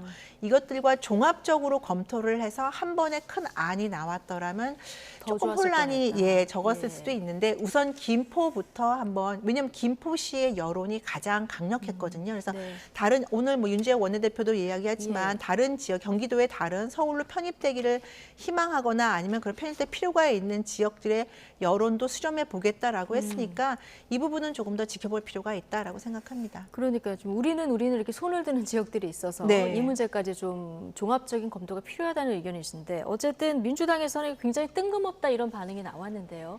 신경미 전 의원 이 문제 어떻게 그래서 보십니까? 오늘 뭐 얘기를 들어보니까 이걸 한 두어 달 검토했다고 그러더라고요. 두어 달. 네, 예. 그러니까 총선 전략으로 뭔가 나오지 않은 얘기들이 뜬금없이 돌아다니는 이거였나 하는 생각이 지금 들어요. 그리고 네. 총선 전략으로는 글쎄 아주 괜찮은 전략인 것 같긴 한데요. 지금 네. 현재 그러나 행정구역 개편이나 행정구역 광역화 문제는 굉장히 뜨거운 문제고 이걸 항상 논의를 하다가 아유 다음에 합시다 그러고 덮어놓고 그랬던 예. 거거든요. 근데 이걸 지금 김동연 지사가 문제를 제기한 경기 북부 특별자치도 문제에서 김포시 문제만 탁 드러내가지고 이렇게 하면은 이건 완전히 총선 전략이에요. 총선 전략이다. 네, 완전 총선 전략이고 이건 아마 총선 전략은 아니라고 하는데요. 아니라고 하지만 이걸 아니라고 하는 사람을 믿는 사람은 아무도 없죠. 그러니까 지금 이게 굉장히 뜨거운 감자를 예. 지금 하나를 딱 던졌는데 이게 뭐 여러 개가 지금 해서 벌써 관련되는 데만 해도 오늘 나오는 것만 해도 뭐 고양 그렇죠, 부천 그렇죠, 광명, 과천, 구리, 하남 그래서 서울의 동서남북이 다 지금 뜨거워졌습니다. 이렇게 되면 야, 이건 아주 굉장히 영리한 총선 전략을 던져놨는데 네. 이제 이렇게 해놓고 또 총선 끝나고 나서 흐지부지 될 수도 있고 뭐 안 될 수도 있고 그렇긴 해요. 그러나 하여튼 영리한 총선 전략이다라고 평가를 하지 않을 수가 없습니다. 그런데 이게 이제 분명히 득과 실이 있고 찬과 반이 있어가지고 뜨거울 거 아니겠어요. 네. 그러니까 민주당 입장에서는 좀 곤혹스러운 게 이걸 비판을 하고 반대를 하기가 좀 쉽지가 않아요. 예, 이게 그러니까 지금 영리한 총선 전략인데 네. 이걸 또 반대하기도 이거 아주 뭐 하여튼 연구는 누군가 한 사람이 굉장히 잘한 연구기는 한데 네. 이런 행정구역 개편을 이렇게 탁 던지는 건 너무 정치적이다. 이걸 좀 비정치적인 방법으로 했더라면 하는 아쉬움이 있어요. 왜 그러냐면 다른 지역에서 메가시티 얘기를 했을 때는 국힘당 쪽에서 막 그냥 끝까지 반대를 해가지고 예를 들면 뭐 김경수 지사가 네, 전 그것도 지사가 있었고 얘기했던. 다른 지역들도 이 메가시티 안에 매력을 느끼는 지역이 굉장히 많습니다. 그러나 이 문제는 서울은 사실은 이제 너무나 비대해서 이미 충분히 비대해서 서울을 메가시티화 하자는 얘기는 지금까지 안 나왔거든요. 네. 다만 이 김포 문제는 금방 민 의원께서 쭉 설명하신 대로 여러 가지 문제가 있었어요. 그걸 가지고 정치인들이 선거 때마다 김포 골드라인을 시승을 하고 뭐 저도 그거 관련해 가지고 여러 가지 얘기들을 많이 들었고 했고 그러거든요. 네. 어쨌든 민주당에서는 비판만 할 수 없는 이런 어떤 이슈다. 그걸 국민의힘에서 들고 나왔다. 이렇게 좀 평가를 해주셨는데 뭐 메가시티가 대세다 이런 의견도 있고요. 이게 서울공화국으로 더 가면 안 된다 이런 우려도 있어서 이게 어떻게 결론 날지는 좀 지켜봐야 되는데 국민의힘이 지금 속도전에 들어간 것 같아요. 네. 이게 정부 입법이 있고 의원 입법이 있는데 네. 의원 입법이 상대적으로 좀 간단하다면서요. 시간도 좀 적게 걸리고요. 그냥 정부 입법을 하게 되면은 사실은 이게 지금 김포시, 서울시, 경기도가 걸려 있지 않습니까? 네. 여기서 반대가 있을 경우에는 굉장히 지연이 돼요. 행안부가 이제 법안을 마련하고 그다음에 각 지자체에서 동의를 얻어서 진행을 해야 되는 상황인데 네. 지금 뭐 김동연 지사나 아니면 신현희께서 말씀하셨지만 민주당의 일부 의원님들 지금 반대를 해야 되는 상황에 직면하고 있지 않습니까? 이렇게 되면 이제 진행이 안 되는 거죠. 게다가 지금 민주당 물론 이게 총선 이후에 진행이 본격적으로 되겠지만 어쨌든 지금 현재 네. 상황에서는 민주당 169석으로는 굉장히 어려운 상황이라서 그런데 의원 입법으로 특히 오늘 윤지혁 원내대표가 얘기한 특별법으로 통하게 되면 이 특별법에서 지자체 간의 행정구역의 그 분할 문제를 갖다가 넣고요. 그래서 그것들을 제출을 하게 되면 네. 지금 아까 앞서서 말했듯이 각 지자체 간의 합의가 없이 해당 지역 김포시에서 주민 투표를 할 수가 있습니다. 거기서 통과만 되면 통과가 되면 가능합니다. 그렇죠. 김포시 내에서 통과가 되면 주민 투표를 할 수가 있습니다. 예. 그래서 김포시 주민 시민 여러분들이 거기에 찬성을 해주시면 그것이 국회 본회의로 오고 국회 본회의에서 통과돼서 정부가 입법 발표를 할 수가 있게 되죠. 근데 본회의 통과하려면 좀 다수당인 민주당이 그렇죠. 찬성을 해야 되잖아요. 네. 그런데 그래서 반대만 못할 거다. 그렇죠. 그리고 지금 169석 사실 이게 총선 전에 가는 거의 어려운 상황이고요. 예. 총선 이후에 이것이 이제 진행이 돼야 되는데요. 앞서 신현께서 말씀하셨지만 김포시에 민주당 국회의원이 2분이 있습니다. 그리고 주변에 지금 나오는 해당 주변 지역에도 국회의원들이 대부분 민주당이에요. 경기도 지역은. 네. 이랬을 경우에 해당 지역 주민들의 여론이 우리도 메가시티에 편입되기를 원한다. 교통망과 교육망에서 서울과 같은 그런 망에서 속해서 우리가 그 혜택을 받고 싶다라고 한다면 과연 민주당 의원들이 그걸 반대만 할 수 있을까? 예. 그리고 김동연 지사도 뭐 김동연 지사를 견제하는 거 아니냐라고 얘기를 하지만 사실은 경기도가 굉장히 비대해져 있어요. 그렇죠. 이런 차원에서 김동연 지사도 마냥 반대만 할 수 있겠는가? 그러면 그 서울에 편입해서 여러 가지 혜택을 기대하는 주민들의 여론을 어떻게 무마시킬 수 있겠는가? 이런 문제들도 있고요.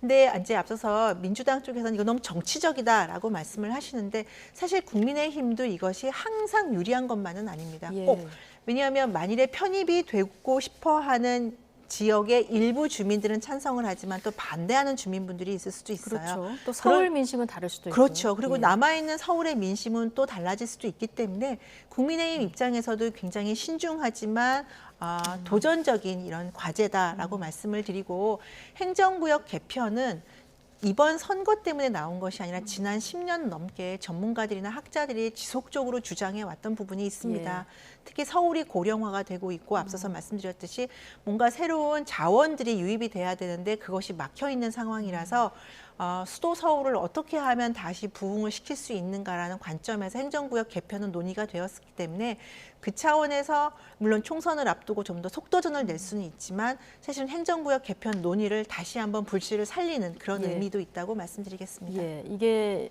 63년에 한번 확장이 되고 60년 동안 유지되어 온 거에 대해서 이제 논의의 불씨가 당겨진 건데 어쨌든 지금 김포 포함해서 구리, 광명, 하남 그리고 뭐 과천, 성남, 고양 다 하면 지역구가 한 15석 안팎 정도 된다고 해요.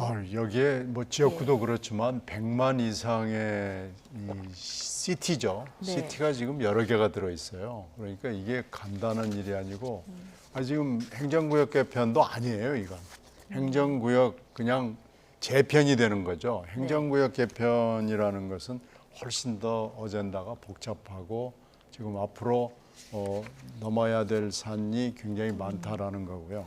이건 행정구역 개편하고는 조금 차원이 다른 문제인데 김포라는 굉장히 독특한 그 위치 때문에 네. 이 문제가 제기가 됐고 김포시티를 이렇게 해서는 안 된다라는 것 때문에 지금 다른 시 지역들이 전부 다 나도 하고 나와서 이것은 행정구역 개편하고는 좀 차원이 다른 얘기입니다.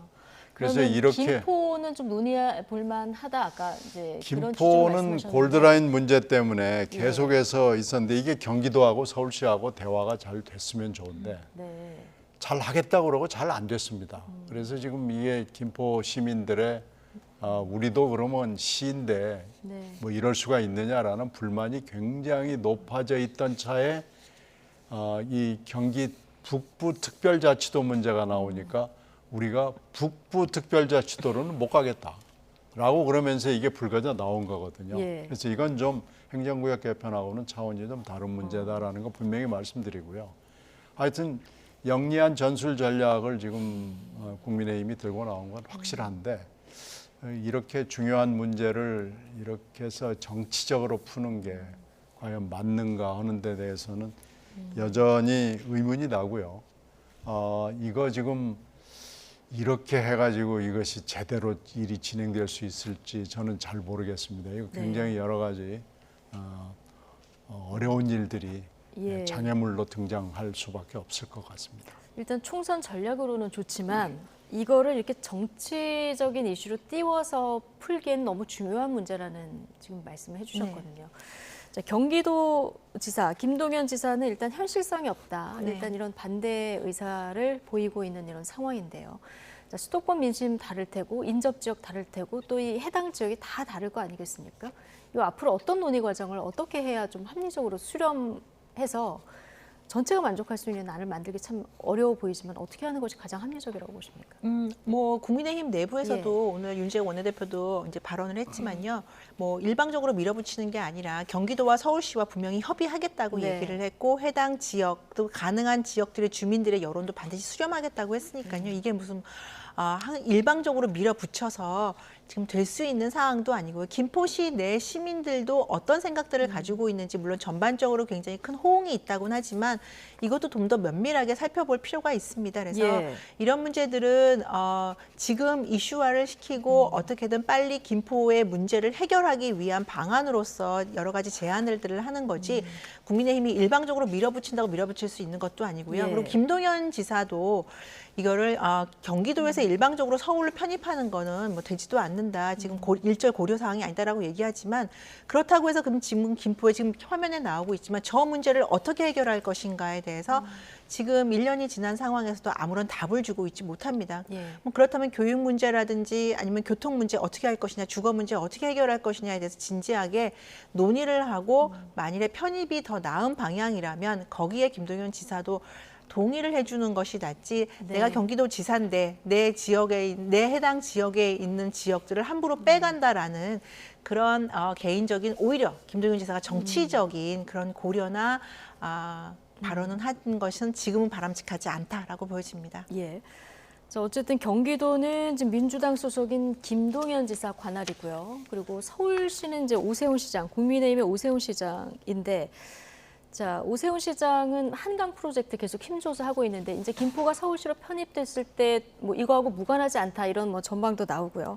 두 분 다 차기 잠룡으로 좀 거론되는 분들이라서 영향이 좀 무관치는 않을 것 같은데. 뭐 그런 것도 분명히 있죠. 이게 총선 끝났다고 바로 그냥 막 후다다닥 이렇게 할 수 있는 일은 아닐 거예요. 이건 분명히 지역의 이해관계가 서로 엇갈리고 지역 안에서도 여러 가지 엇갈리는 이해관계가 있어서 특실이 있고 이러기 때문에 총선 끝났으니까 총선 결과를 그 결과 어떻게 나올지 모르지만요. 그 결과를 가지고 자, 뭐 우리가 이겼으니까 이대로 갑시다. 이렇게 갈 수도 없을 겁니다.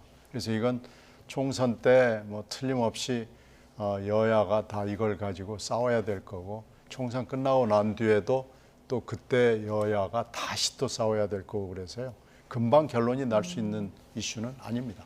그러면 어떻게 보면 총선 지나서 대선까지도 갈 수 있는 그렇죠. 그런 문제가 되는 대선 거죠. 더군다나 네. 대선 주자로 이 두 분이 또 나선다고 가정을 하면 대선의 이슈로도 충분히 가능성이 있죠. 이재명 대표도 경기도지사를 지냈는데 아직 공식 입장은 안 나온 것 같은데 지금 어떤 아직 뭐 일정을 갑자기 나왔기 할까요? 때문에 아직 예. 검토를 충분히 할 시간은 없었던 것으로 보입니다. 예, 알겠습니다. 자, 민주당 또 국민의힘 앞으로 이걸 굉장히 논의할 것들이 뭐 많은데요. 어떻게 의견들을 또 수렴해 나가는지 지켜보도록 하죠.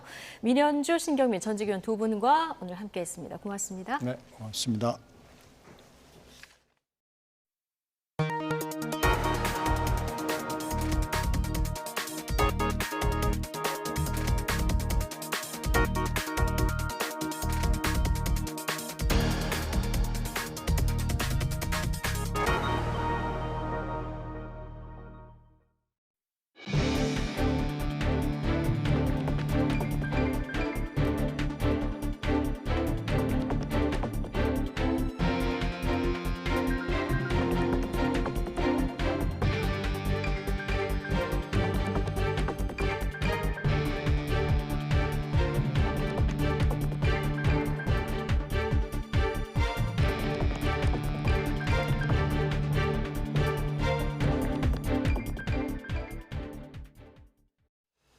이스라엘 지상군이 가자지구 최대 도시 가자시티를 3면에서 둘러싼 채 빠르게 포위망을 좁혀가고 있는 것으로 파악됐습니다.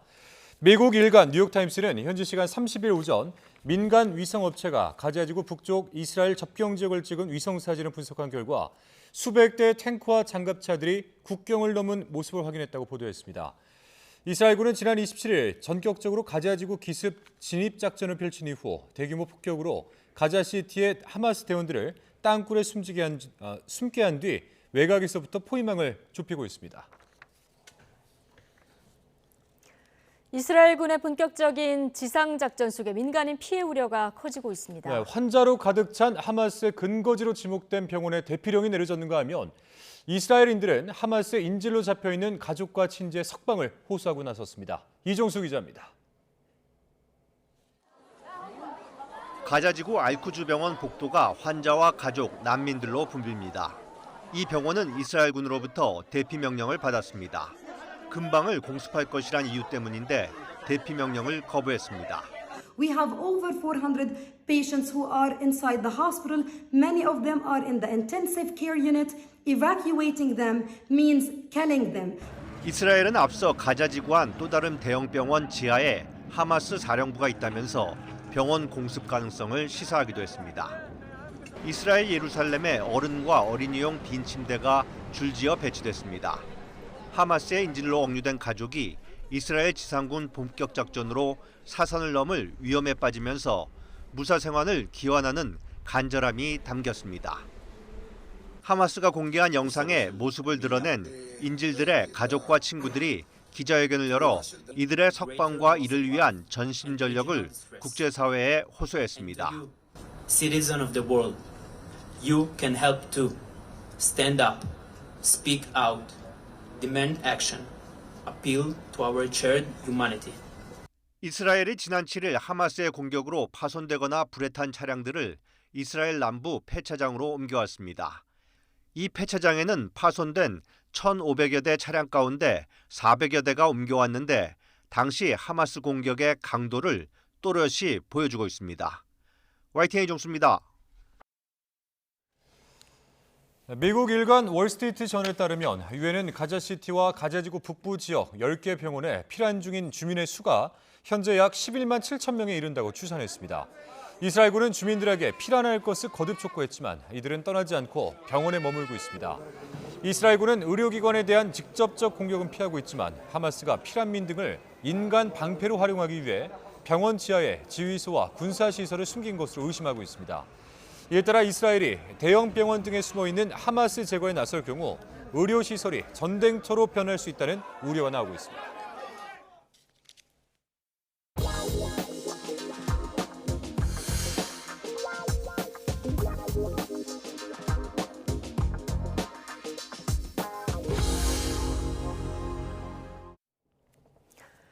하이트 진로가 다음 달 9일부터 소주와 맥주 가격을 인상합니다. 하이트 진로는 원가 상승 등의 여파로 다음 달 9일부터 참이슬 프레쉬와 참이슬 오리지널 출고가를 6.95% 인상한다고 밝혔습니다.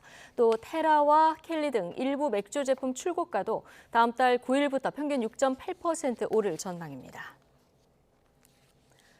금융감독원이 이번엔 카카오 모빌리티의 회계 조작 의혹에 대해서 감리를 진행하고 있습니다.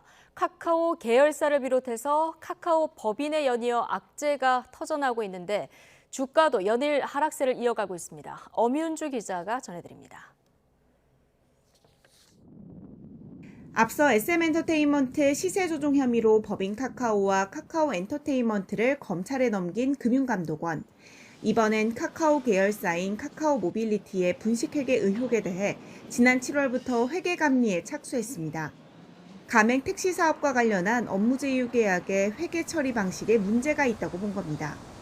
현재 카카오 모빌리티는 자회사인 KM솔루션을 통해 가맹 택시 운행 매출의 20%를 가맹금 명목으로 받고 있습니다. 대신 가맹회원사 가운데 업무 제휴 계약을 맺은 사업자에 차량 운행 데이터를 제공하고 광고와 마케팅에 참여하는 조건으로 운임의 16에서 17%를 제휴 비용으로 지급하고 있습니다. 이에 따라 카카오 모빌리티는 그동안 운임의 20% 전체를 자사 매출로 계상했는데 금감원은 이 두 계약이 실질적으로 하나에 해당해 이중 계약으로 보고 있습니다. 일각에선 상장을 앞두고 매출 부풀리기를 시도한 게 아니냐는 의혹도 제기됐는데 카카오 모빌리티는 가맹 계약과 업무 제휴 계약은 별개라고 해명했습니다. 이처럼 엎친 데 덮친 격으로 연일 카카오를 둘러싼 악재가 터져나오고 있습니다. 여기에 금감원이 시세 조종 의혹과 관련해 지난 송치 대상에서 빠진 김범수 센터장에 대한 구속영장을 조만간 신청할 것이라는 전망도 나옵니다. 어느 부분을 중점적으로 소명하셨는지요? 잠시 조사에 있습니다. 뒤늦게 김 센터장을 비롯해 경영진 20명이 경영 쇄신안을 내놓으며 자구책을 마련했지만 이미 오너 리스크가 반영되면서 주가는 하락세입니다. 김 센터장의 금감원 공개 소환 이후 카카오 주가는 물론 계열사 모두 반등의 기미를 보이질 않고 있습니다. YTN 엄인주입니다. 교육부가 입시비리 신고센터를 본격 운영하겠다고 밝혔습니다. 사교육 카르텔과 부조리 척결에 이어서 대학 입시 전반으로 조사와 감사가 확대될지 관심이 모입니다. 김연아 기자의 보도입니다. 교육부는 지난해 입시비리 의혹과 관련해 미성년 논문 공저자 실태를 발표했습니다. 2007년부터 2018년 사이 고등학생 등 미성년 공저자 논문은 1000여 건으로 이 중 부정 논문 96건의 공저자가 82명인데 조민 씨 등 5명만 입학이 취소됐습니다. 부정 논문에 연루된 교수 69명 역시 대부분 처벌받지 않았습니다. 연구 부정 징계 시효가 연장되기 전 논문들인데다 입시비리 관련 징계 시효는 3년에 불과하기 때문입니다. 솜방망이 처벌 논란 속에 교육부는 앞으로 입시비리 연루 교원의 징계 시효를 10년까지 늘리는 법 개정을 추진하기로 했습니다. 또 사교육 카르텔 부조리 신고센터를 확대 개편하고 11월 한 달 동안 입시비리 집중 신고 기간을 운영합니다. 전문대, 일반대, 대학원까지 다 포함이 되고요. 또 신입학과 편입학 과정에서 발생할 수 있는 공정한 경쟁을 침해하거나 또 침해하고자 하는 행위까지도 다 포괄이 되고 고입 사안에 대한 신고도 함께 받을 예정입니다. 감사원도 대학들에 대한 감사에 착수했는데 입학 사정관 등이 감사 대상에 포함된 것으로 알려졌습니다. 앞서 사교육 카르텔 부조리 범정부 조사 결과 탈세 혐의로 학원 30곳이 200억 원을 추징당했고 현직 교사와 스타 강사도 줄줄이 적발됐습니다. 또 사교육업체와 거래한 전현직 교사 700여 명이 경찰의 수사선상에 올랐는데 이번엔 입시 컨설팅을 포함한 대입 전반으로 감사가 확대되는 모습입니다. YTN 김현아입니다. 지방 한 국립대학교 치의학과 특정 전역에 내정자가 있다는 의혹이 제기돼 논란이 일고 있습니다. 학교 측은 있을 수 없는 일이라면서 해명했지만 입시비리 의혹이 확산하면서 교육부가 즉각 사실관계 확인에 나섰습니다. 신지원 기자입니다. 유명 학원 강사 A씨가 고등학교 3학년 수험생의 제보라며 자신의 SNS에 올린 게시글입니다. 같은 학교 재학생 중 한 명이 교사로부터 여긴 우리 학교에서 한 명 뽑아주기로 했으니 지원해보라는 말을 들었다는 겁니다. 지역의 한 국립대학교 치의학과로 앞서 A씨가 입시 비리 의혹을 제기했던 곳입니다. 이 대학은 전체 학과 중 유일하게 치의학과에서만 지역인재 학교장 추천 전형으로 3명을 선발하고 있습니다. 이번 2024학년도와 2025학년도 입시에 새로 도입된 선발 전형으로 기존에 있던 지역 인재 선발 전형과도 다릅니다. 내신 성적뿐 아니라 학교 생활 기록부를 토대로 진로 역량과 공동체 역량을 함께 평가하는 종합형 수시인데다 전국 치의학과 중 유일하게 수능 최저 학력 기준이 아예 없습니다. 모집 인원이 3명인 것도 의아하다는 지적이 나오는데 3명 이하 소수 선발 전형의 경우 개인 신상 특정 우려 등으로 합격생 선적을 공개하지 않기 때문입니다. 의혹이 제기되자 해당 국립대학교는 특정 교사에게 합격을 보장했다는 건 있을 수 없는 일이라며 치과대학에 입학했다가 자퇴하는 학생이 급증해 성적보다는 학교 생활에 열심히 참여할 학생을 선발하려는 취지라고 설명했습니다. 교육부는 즉각 사실관계 확인에 나섰습니다. 저희도 사실관계는 지금 이제 파악 중에 있고요. 지금도 전형을 하고 있기 때문에 아무래도 좀 신중하게 접근할 수밖에 없어서. 최근 의대와 더불어 이공계 상위권 경쟁이 치열한 치과대학에서 입시 의혹이 불거진 만큼 교육부는 문제가 발견될 경우 엄정 대응하겠다고 밝혔습니다. YTN 신지원입니다. 새벽 시간 강원도 춘천에서 차량 한 대가 강으로 추락해 20대 운전자가 숨졌습니다. 사고 당시 주변엔 안개가 자욱했는데 경찰은 접촉사고를 내고 도주하던 운전자가 속도를 줄이지 못하고 강으로 떨어진 것으로 보고 있습니다. 홍성욱 기자입니다. 바퀴에서 불꽃을 일으키며 내달리는 차량. 잠시 뒤 다른 차량이 뒤쫓아옵니다. 달리던 차량은 도로 난간과 가로등을 들이받고 그대로 강으로 돌진합니다. 사고가 발생한 건 새벽 2시 15분쯤. 강원도 춘천시 우두동에서 마세라티 승용차가 소양강으로 추락했습니다. 추락한 차량 운전자는 20대 남성 A씨였는데 결국 숨졌습니다. 날이 밝고 대형 견인차가 강에 빠진 승용차를 들어올립니다. 형체를 알아볼 수 없을 정도로 심하게 찌그러진 차량. 사고 당시 속도가 얼마나 빨랐는지 사고 차량은 강 한가운데서 발견됐습니다. 아무도 없는 새벽 시간 사고 차량이 도로를 내달린 이유가 있었습니다. 경찰은 A씨가 몰던 마세라티 차량이 앞서 도로에 정차된 차량을 추돌하고 도주한 것으로 보고 있습니다. 사고 차량이 정차 중인 BMW 차량을 충격하고 그대로 도주하다 가드레일을 재차 충격하고 강으로 추락한 사고입니다. 깜깜한 밤 당시 안개가 자욱해 가시거리가 10m도 되지 않는 상황. 사고 차량은 도로에서 강으로 맞닿은 지점을 알지 못한 것으로 추정됩니다. 경찰은 목격자 진술을 토대로 정확한 사고 원인을 조사하고 있습니다. 또 운전자 음주운전 여부를 확인하기 위해 국립과학수사연구원에 감정을 의뢰할 예정입니다. YTN 홍서욱입니다. 충남 천안 동남경찰서는 또래 여학생들을 집단 폭행한 혐의로 초중학생 20여 명을 수사하고 있다고 밝혔습니다. 이들은 지난 21일 오후 4시쯤 천안 동남구에 있는 공사장에서 각각 중학교 1학년과 초등학교 5학년인 여학생 2명을 집단으로 폭행하고 이를 촬영한 혐의를 받습니다. 경찰은 이들 무리 중 직접 폭행에 가담한 건 10여 명으로 보고 있으며 대부분이 만 14세 미만 촉법 소년이라서 수사를 마치는 대로 소련부로 송치할 예정이라고 설명했습니다.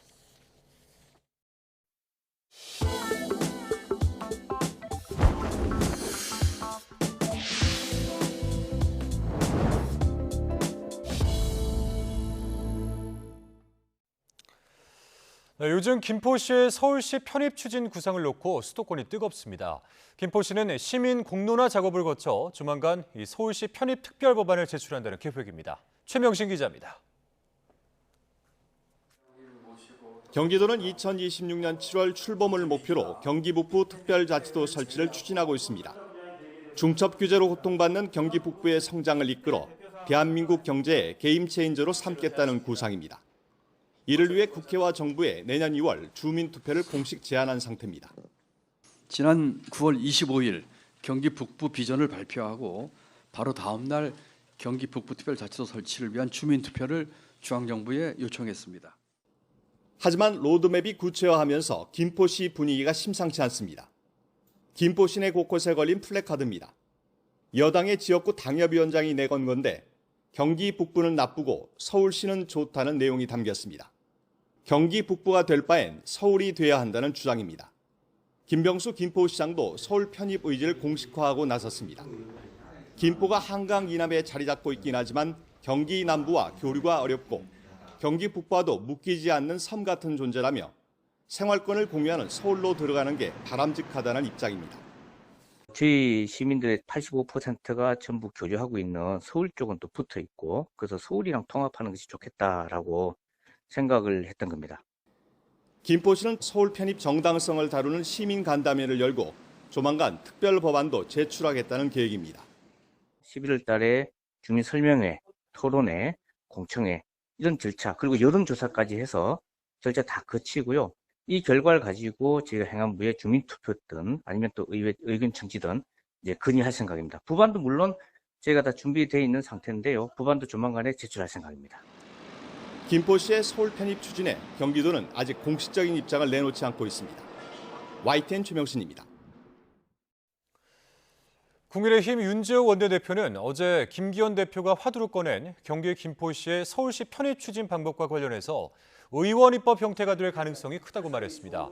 윤 원내대표는 오늘 원내대책회의 뒤 기자들과 만나 여러 가지를 판단한 결과 김포를 서울시로 편입하는 게 바람직하다는 결론을 내렸고 당론으로 추진하기로 했다며 이같이 밝혔습니다.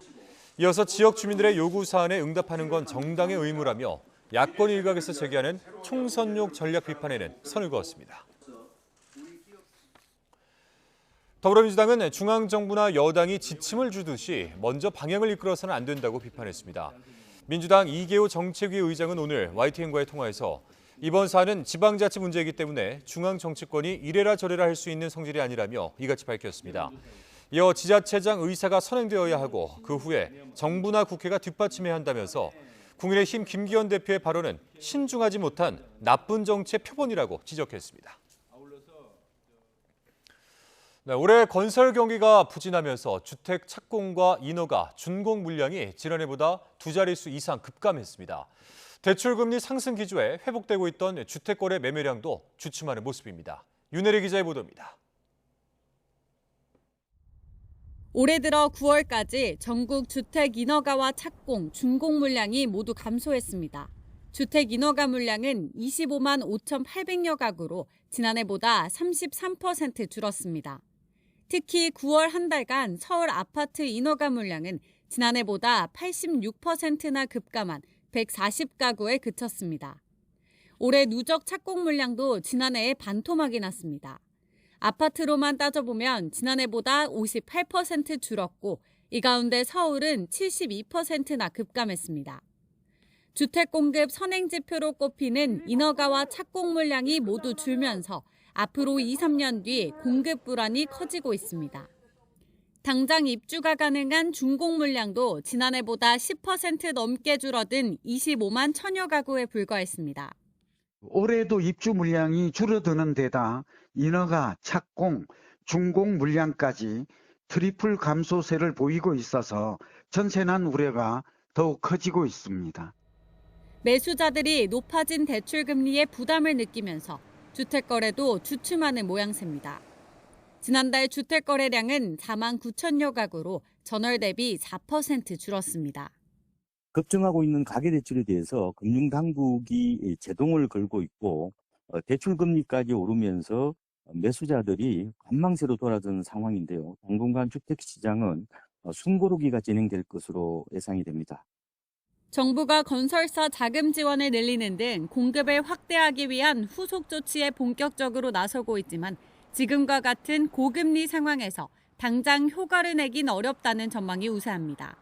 전문가들은 단기간 공급난 우려를 해소할 수 있는 추가 대책 마련이 필요하다고 지적합니다. YTN 윤혜리입니다. 네, 아이를 낳으면 별도 신청 없이 바로 육아휴직을 쓸 수 있는 자동 육아휴직제 도입이 추진됩니다. 대통령 직속 저출산 고령사회위원회는 출산휴가 뒤 자동으로 최대 1년 기간의 육아휴직을 사용하는 자동 육아휴직제 도입을 검토하고 있다고 밝혔습니다. 저출산위는 근로자가 경제적인 이유 등으로 육아휴직 사용이 어려운 경우에만 미사용 신청서를 내도록 한다는 계획입니다. 내년도 장기요양 보험료율이 건강보험료 대비 1.09% 올라 지난 2018년 이후에 가장 낮은 인상률을 보였습니다. 보건복지부는 오늘 장기요양위원회를 열고 내년 보험료율을 건강보험료 대비 12.95%, 소득 대비 0.918%로 결정했습니다. 이에 따라 내년에 세대당 월평균 보험료는 16,860원으로 올해보다 182원 늘어나는 데 그쳤습니다. 학교에 불량식자재를 납품하다 적발된 업체들이 영업정지 등 행정처분 기관에도 버젓이 납품 계약을 따낸 것으로 드러났습니다. 지난 5년 동안 이런 식으로 체결된 계약만 무려 100억 원이 넘는데 이런 일이 가능했던 이유가 더 황당합니다. 이승배 기자가 전해드립니다. 지난해 10월 서울의 한 식자재 업체는 유통기한이 지난 식품을 학교에 납품하다 걸려 보름 동안 영업정지 처분을 받았습니다. 그런데 정지 기간에 초등학교 9곳, 고등학교 2곳 등 11군데 학교와 1억 원어치 납품 계약을 맺었습니다. 2년 전 부산식품업체도 영업정지 기간에 학교 5곳과 식자재 납품 계약을 체결했습니다. 금액은 1억 2천만 원이 넘습니다. 행정처분 결과가 공공급식 전자조달 시스템, 쉽게 말해 급식 시스템에 등록이 안 됐기 때문이었습니다. 감사원이 경위를 살펴봤더니 이유가 황당했습니다. 이 급식 시스템을 운영하는 한국농수산식품유통공사 AT와 행정처분 주체인 식약처와 자치단체가 정보를 관리하는 방법이 달랐던 겁니다. AT는 10자리인 사업자 번호, 식약처 등은 11자리인 인허가 번호를 기준으로 전산에 등록합니다. 11년 전에 똑같은 문제가 발견돼 행정처분 결과가 반영되게 고치라고 감사원이 지적했는데 기준을 통일해 전산화하지 않고 일일이 수기로 입력했던 것으로 확인됐습니다. 매일 400건에 달하는 행정처분 내용을 AT 직원 1명이 일일이 손으로 입력해오다 보니 누락이 생겼던 겁니다. 그 결과 영업정지나 과태료, 과징금 등을 받은 식자재 업체들이 행정처분 기간에도 버젓이 초중고등학교에 납품 계약을 따낼 수 있었습니다. 서울과 경기, 부산, 대전 등 전국 47개 업체가 최근 5년 동안 이런 식으로 학교와 계약한 금액만 102억 원이 넘습니다. 양쪽 기관에서 서로 관리하는 코드가 달랐습니다. 그리고 이런 부분은 사실 기관 간 업무 협조가 제대로 이루어졌다면 해소되었어야 할 부분인데 그런 부분이 좀 미흡했었기 때문에 감사원은 식자재 업체의 행정처분 결과가 급식 시스템에 자동으로 연계될 수 있게 식약처 정보와 기준을 통일하라고 AT에 요구했습니다. YTN 이승배입니다. 전현희 전 국민권익위원장에 대한 감사원 표적감사 의혹의 핵심 인물 유병호 사무총장이 고위공직자 범죄수사처의 3번째 소환 통보에도 응하지 않았습니다. 공수처는 오늘 유 사무총장을 피의자 신분으로 불러 조사하려 했지만 다시 불발된 것으로 알려졌습니다. 공수처는 그동안 유 총장이 국정감사를 이유로 소환에 응하지 않은 만큼 한 차례 더 출석 기회를 주기로 한 것으로 전해졌습니다. 대학 축제 무대에서 펼친 공연이 선정적이라며 학부모 단체에 고발당한 가수 화사에 대해서 검찰이 혐의가 인정되지 않는다고 판단했습니다. 서울 동부지방검찰청은 공연 음란 혐의로 고발된 가수 화사에 대해서 경찰이 불송치 결정한 조사 결과를 검토하고 사건을 종결했습니다. 앞서 학부모 단체인 학생학부모인권보호연대는 지난 5월 성균관대학교 축제 무대에서 선정적인 퍼포먼스를 했다며 화사를 경찰에 고발했습니다. 대장동 일당의 로비 대상인 50억 클럽 의혹을 수사하고 있는 검찰이 1심에서 무죄를 선고받은 곽상도 전 국민의힘 의원을 다시 재판에 넘겼습니다. 검찰은 화천대유가 곽 전 의원 아들에게 지급한 성과급 50억 원이 경제 공동체인 곽 전 의원을 향한 뇌물이었다고 보고 아들도 공범으로 기소했습니다. 홍민기 기자입니다. 이른바 50억 클럽 의혹 연루자 가운데 가장 먼저 검찰 수사 선상에 올랐던 곽상도 전 의원이 다시 불구속 기소됐습니다. 지난 2월 1심에서 뇌물 혐의로 무죄 판결을 받은 지 8개월 만입니다. 검찰은 범죄수익은닉법 위반 혐의를 추가 적용해 곽 전 의원과 아들 병채 씨를 함께 재판에 넘겼습니다. 곽 전 의원이 화천대유 대주주 김만배 씨에게 받은 50억 원을 아들이 다니던 화천대유 성과급으로 가장해 숨겼다는 겁니다. 50억 원을 받는 대가로 대장동 일당이 참여한 컨소시엄에서 하나은행이 이탈하지 않도록 곽 전 의원이 영향력을 행사했다는 구체적인 문건과 관련자 진술도 확보한 것으로 전해졌습니다. 검찰은 또 곽 전 의원의 보석 보증금과 주택재산세가 아들 성과급에서 지출되는 등 부자를 경제 공동체로 볼 수 있는 증거도 확보해 곽 전 의원 항소심 재판에 제출하고 병채 씨와 뇌물 혐의 공범 관계로 공소장 변경을 요청할 예정입니다. 1심에서 유일하게 유죄였던 정치자금법 위반 혐의와 관련해선 곽 전 의원이 남욱 변호사에게 5천만 원을 추가로 받은 정황도 확인해 수수 금액을 1억 원으로 올렸습니다. 김만배 씨가 화천대유 법인 자금과 남 변호사 등을 통해 불법 정치자금 1,300만 원을 곽 전 의원에게 지원했다는 혐의도 공소사실에 포함됐습니다. 검찰의 추가 기소로 곽 전 의원은 1심과 2심에 걸쳐 동시에 2가지 재판을 받고 아들 병채 씨는 뇌물 혐의 등으로 1심부터 법정에 서게 됐습니다. 곽 전 의원은 그러나 YTN과 통화에서 검찰이 새로운 증거나 내용도 없이 코미디 같은 일을 벌이고 있다고 반발했습니다.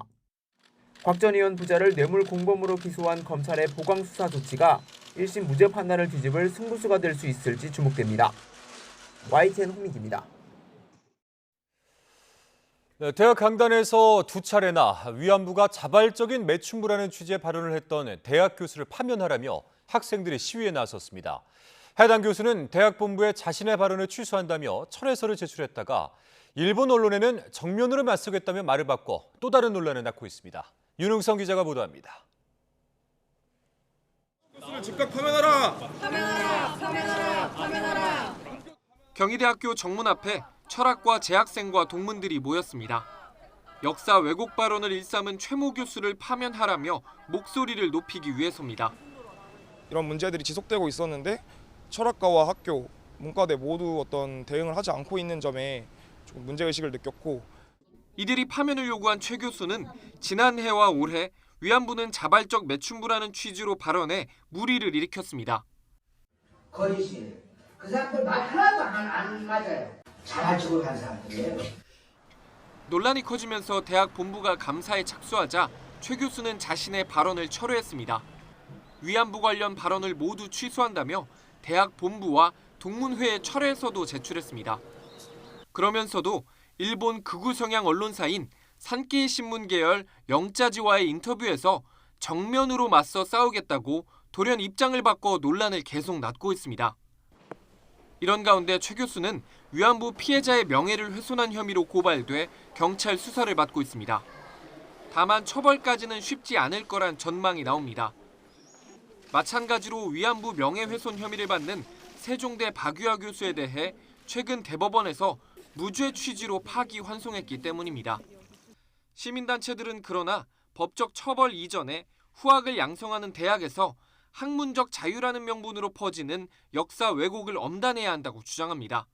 교수의 말은 그 사회적 효과, 그 책임이 일반인들보다 굉장히 무겁다고 생각을 합니다. 법 이전에 보다 인격적이고 윤리적인 판단을 내려줘야 된다고 생각을 합니다. 대학 측은 조만간 인사위원회를 열어 최 교수에 대한 징계 수위를 결정할 예정입니다.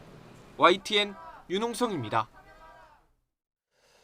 이균용 전 대법원장 후보자의 낙마 이후 새 대법원장 후보자 지명이 지연되는 가운데 법원 행정처가 내년 법관 정계 인사를 안철상 대법원장 직무대행 체제에서 실시하기로 했습니다. 김상환 법원행정처장은 오늘 법원 내부방에 올린 글에서 사법부 기능을 안정적으로 유지하기 위해 2024년 법관 정계 인사를 공지된 일정대로 진행하기로 했다고 밝혔습니다. 유명 탈북 작가에게 성폭력과 성상납 강요를 당했다는 내용의 허위 제보를 해 방송되도록 한 탈북민이 재판에 넘겨졌습니다. 서울 서부지방검찰청은 명예훼손과 협박 등의 혐의로 A씨를 불구속 기소했습니다. A씨는 지난 2021년 초 MBC 탐사보도 프로그램에 탈북민 작가 B씨 등으로부터 이 성폭행을 당한 것처럼 허위 제보에 방송되도록 한 혐의로 MBC 기자도 경찰에 고소됐으나 피해자들이 이를 취하해 불송치됐습니다. 최근 일본 후쿠시마 제1원전 배관 청소 작업자들이 방사성 물질이 포함된 오염수에 노출되면서 피폭 논란이 일었었습니다. 그런데 이때 분출된 오염수가 당초 발표보다 수십 배 많다는 관측이 나오면서 3차 방류를 앞두고 도쿄전력에 대한 불신이 커지고 있습니다. 도쿄에서 김세호 특파원입니다. 지난 25일 후쿠시마 제1원전 배관을 청소하던 작업자 5명은 방사성 물질이 섞인 오염수를 뒤집어 썼습니다. 오염수를 탱크로 흘려보내기 위한 호수가 빠졌기 때문인데 당시 도쿄전력은 분출된 오염수가 100ml라고 발표했습니다. 하지만 작업자들의 진술과 바닥의 흔적 등을 추가 조사한 결과 분출된 양은 애초 발표보다 수십 배 많았습니다. 게다가 작업자가 노출된 오염수 양은 정확히 파악조차 하지 못하고 있습니다. 聞き取りでビシャッと出た感じとか、あと面積とか、あと本人の感覚ですね、作業者の感覚とかいろいろ聞きまして、総合的に数リットルだろうと、どのぐらいかぶったかがもう測れないので。 도쿄전력은 방사선 수치가 높아 입원한 작업자 2명은 퇴원했고 건강에도 문제가 없다고 설명했습니다. 하지만 원전 내부 관리에서 예상치 못한 사고뿐 아니라 후속 조치와 조사마저 허점을 보였습니다. 도쿄전력은 모레 3차 방류 개시를 앞두고 준비에 나섰는데 방류에 대한 주변국의 불안과 불신은 더 커질 수 있습니다. 하지만 미국은 중국이 금수 조치한 일본 수산물을 주일 미군용으로 사겠다며 지지를 나타냈습니다. It's going to be a long-term contract between the U.S. Armed Forces and the fisheries and co-ops here in Japan. 중국은 미국이 시비를 걸고 있다며 즉각 반발하고 나섰습니다. 불안한 원전 설비 관리와 허술한 사후 처리, 여기에 미중 대립 구도까지 겹치면서 방류 후 폭풍을 잠재울 해법이 더욱 요원해 보입니다. 도쿄에서 YTN 김세호입니다.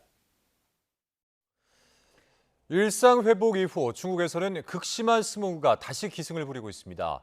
일부 지역에서는 가시거리가 50m도 되지 않아서 고속도로 운행이 중단되기도 했습니다. 베이징에서 강정규 특파원입니다.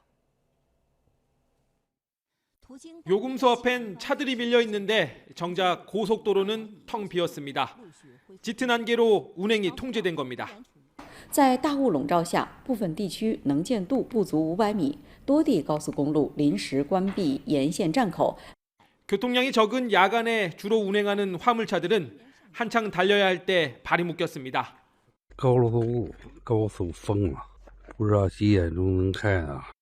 밤새 고속도로에 갇혀 쪽잠을 청한 기사들도 부지기수. 각지에서 물류에 차질이 빚어졌습니다. 由于今天高速封路，大雾到不了，现在货还没到石家庄呢。 중국 허베이성 일대엔 가장 높은 적색 안개 경보가 내려졌습니다. 습도가 높은 해안 도시 텐진의 경우 방송 전파탑이 제대로 보이지 않을 정도입니다. 건조한 내륙 평원인 베이징도 아침부터 오후까지 이렇게 뿌연 하늘 그대로입니다. 단순 안개가 아니라 매연과 합쳐진 스모그입니다. 중국 북부 내륙에 머물고 있는 따뜻하고 습한 공기가 대기 오염 물질과 결합했기 때문입니다. 일상 회복 이후 공장 가동 증가와 화력 발전소 증설도 배경으로 꼽힙니다. 베이징에서 YTN 강정규입니다.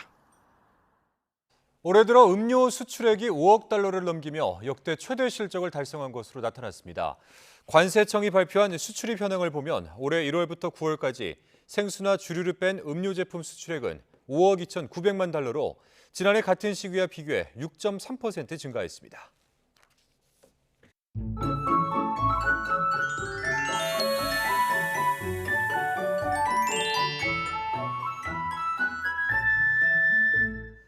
깊어가는 가을과 달리 기온은 점점 오르고 있습니다. 11월의 첫날인 내일은 서울 아침 기온이 15도로 아침에는 오늘보다도 쌀쌀함이 덜하겠고 한낮에는 22도까지 오르는 등 오늘과 비슷하거나 조금 높아 역시 온화하겠습니다. 다만 새벽에 경기 북부와 영서 북부에서 비가 시작돼 아침부터 저녁 사이 수도권과 영서 지방에 가끔 비가 내리겠고 충북 북부에도 늦은 오후에 비가 오는 곳이 있겠습니다. 비의 양은 5에서 30mm로 많지 않습니다. 하지만 돌풍과 벼락이 동반되겠고 경기 북동부와 영서 중북부에는 우박이 떨어질 것으로 보이는 만큼 각별히 주의해 주시기 바랍니다. 또 수도권은 종일, 영서와 충청도는 오전 한때 초미세먼지 농도가 짙게 나타나겠습니다. 반면 남부지방은 대체로 맑겠지만 오전까지 안개가 매우 짙게 끼겠습니다. 내일 아침 기온은 서울이 15도, 대전 13도, 광주 13도, 부산 15도로 예년보다 2도에서 많게는 9도가량 높겠습니다. 낮 기온도 서울이 22도, 대전 23도, 광주 24도, 부산 24도로 예년보다 4도에서 6도가량 높겠습니다. 남은 한 주도 예년보다 온화한 날씨가 이어지겠지만 비가 자주 내릴 전망입니다. 날씨 정보였습니다. 화요일 뉴스나이트 마치겠습니다. 함께해 주신 여러분 고맙습니다.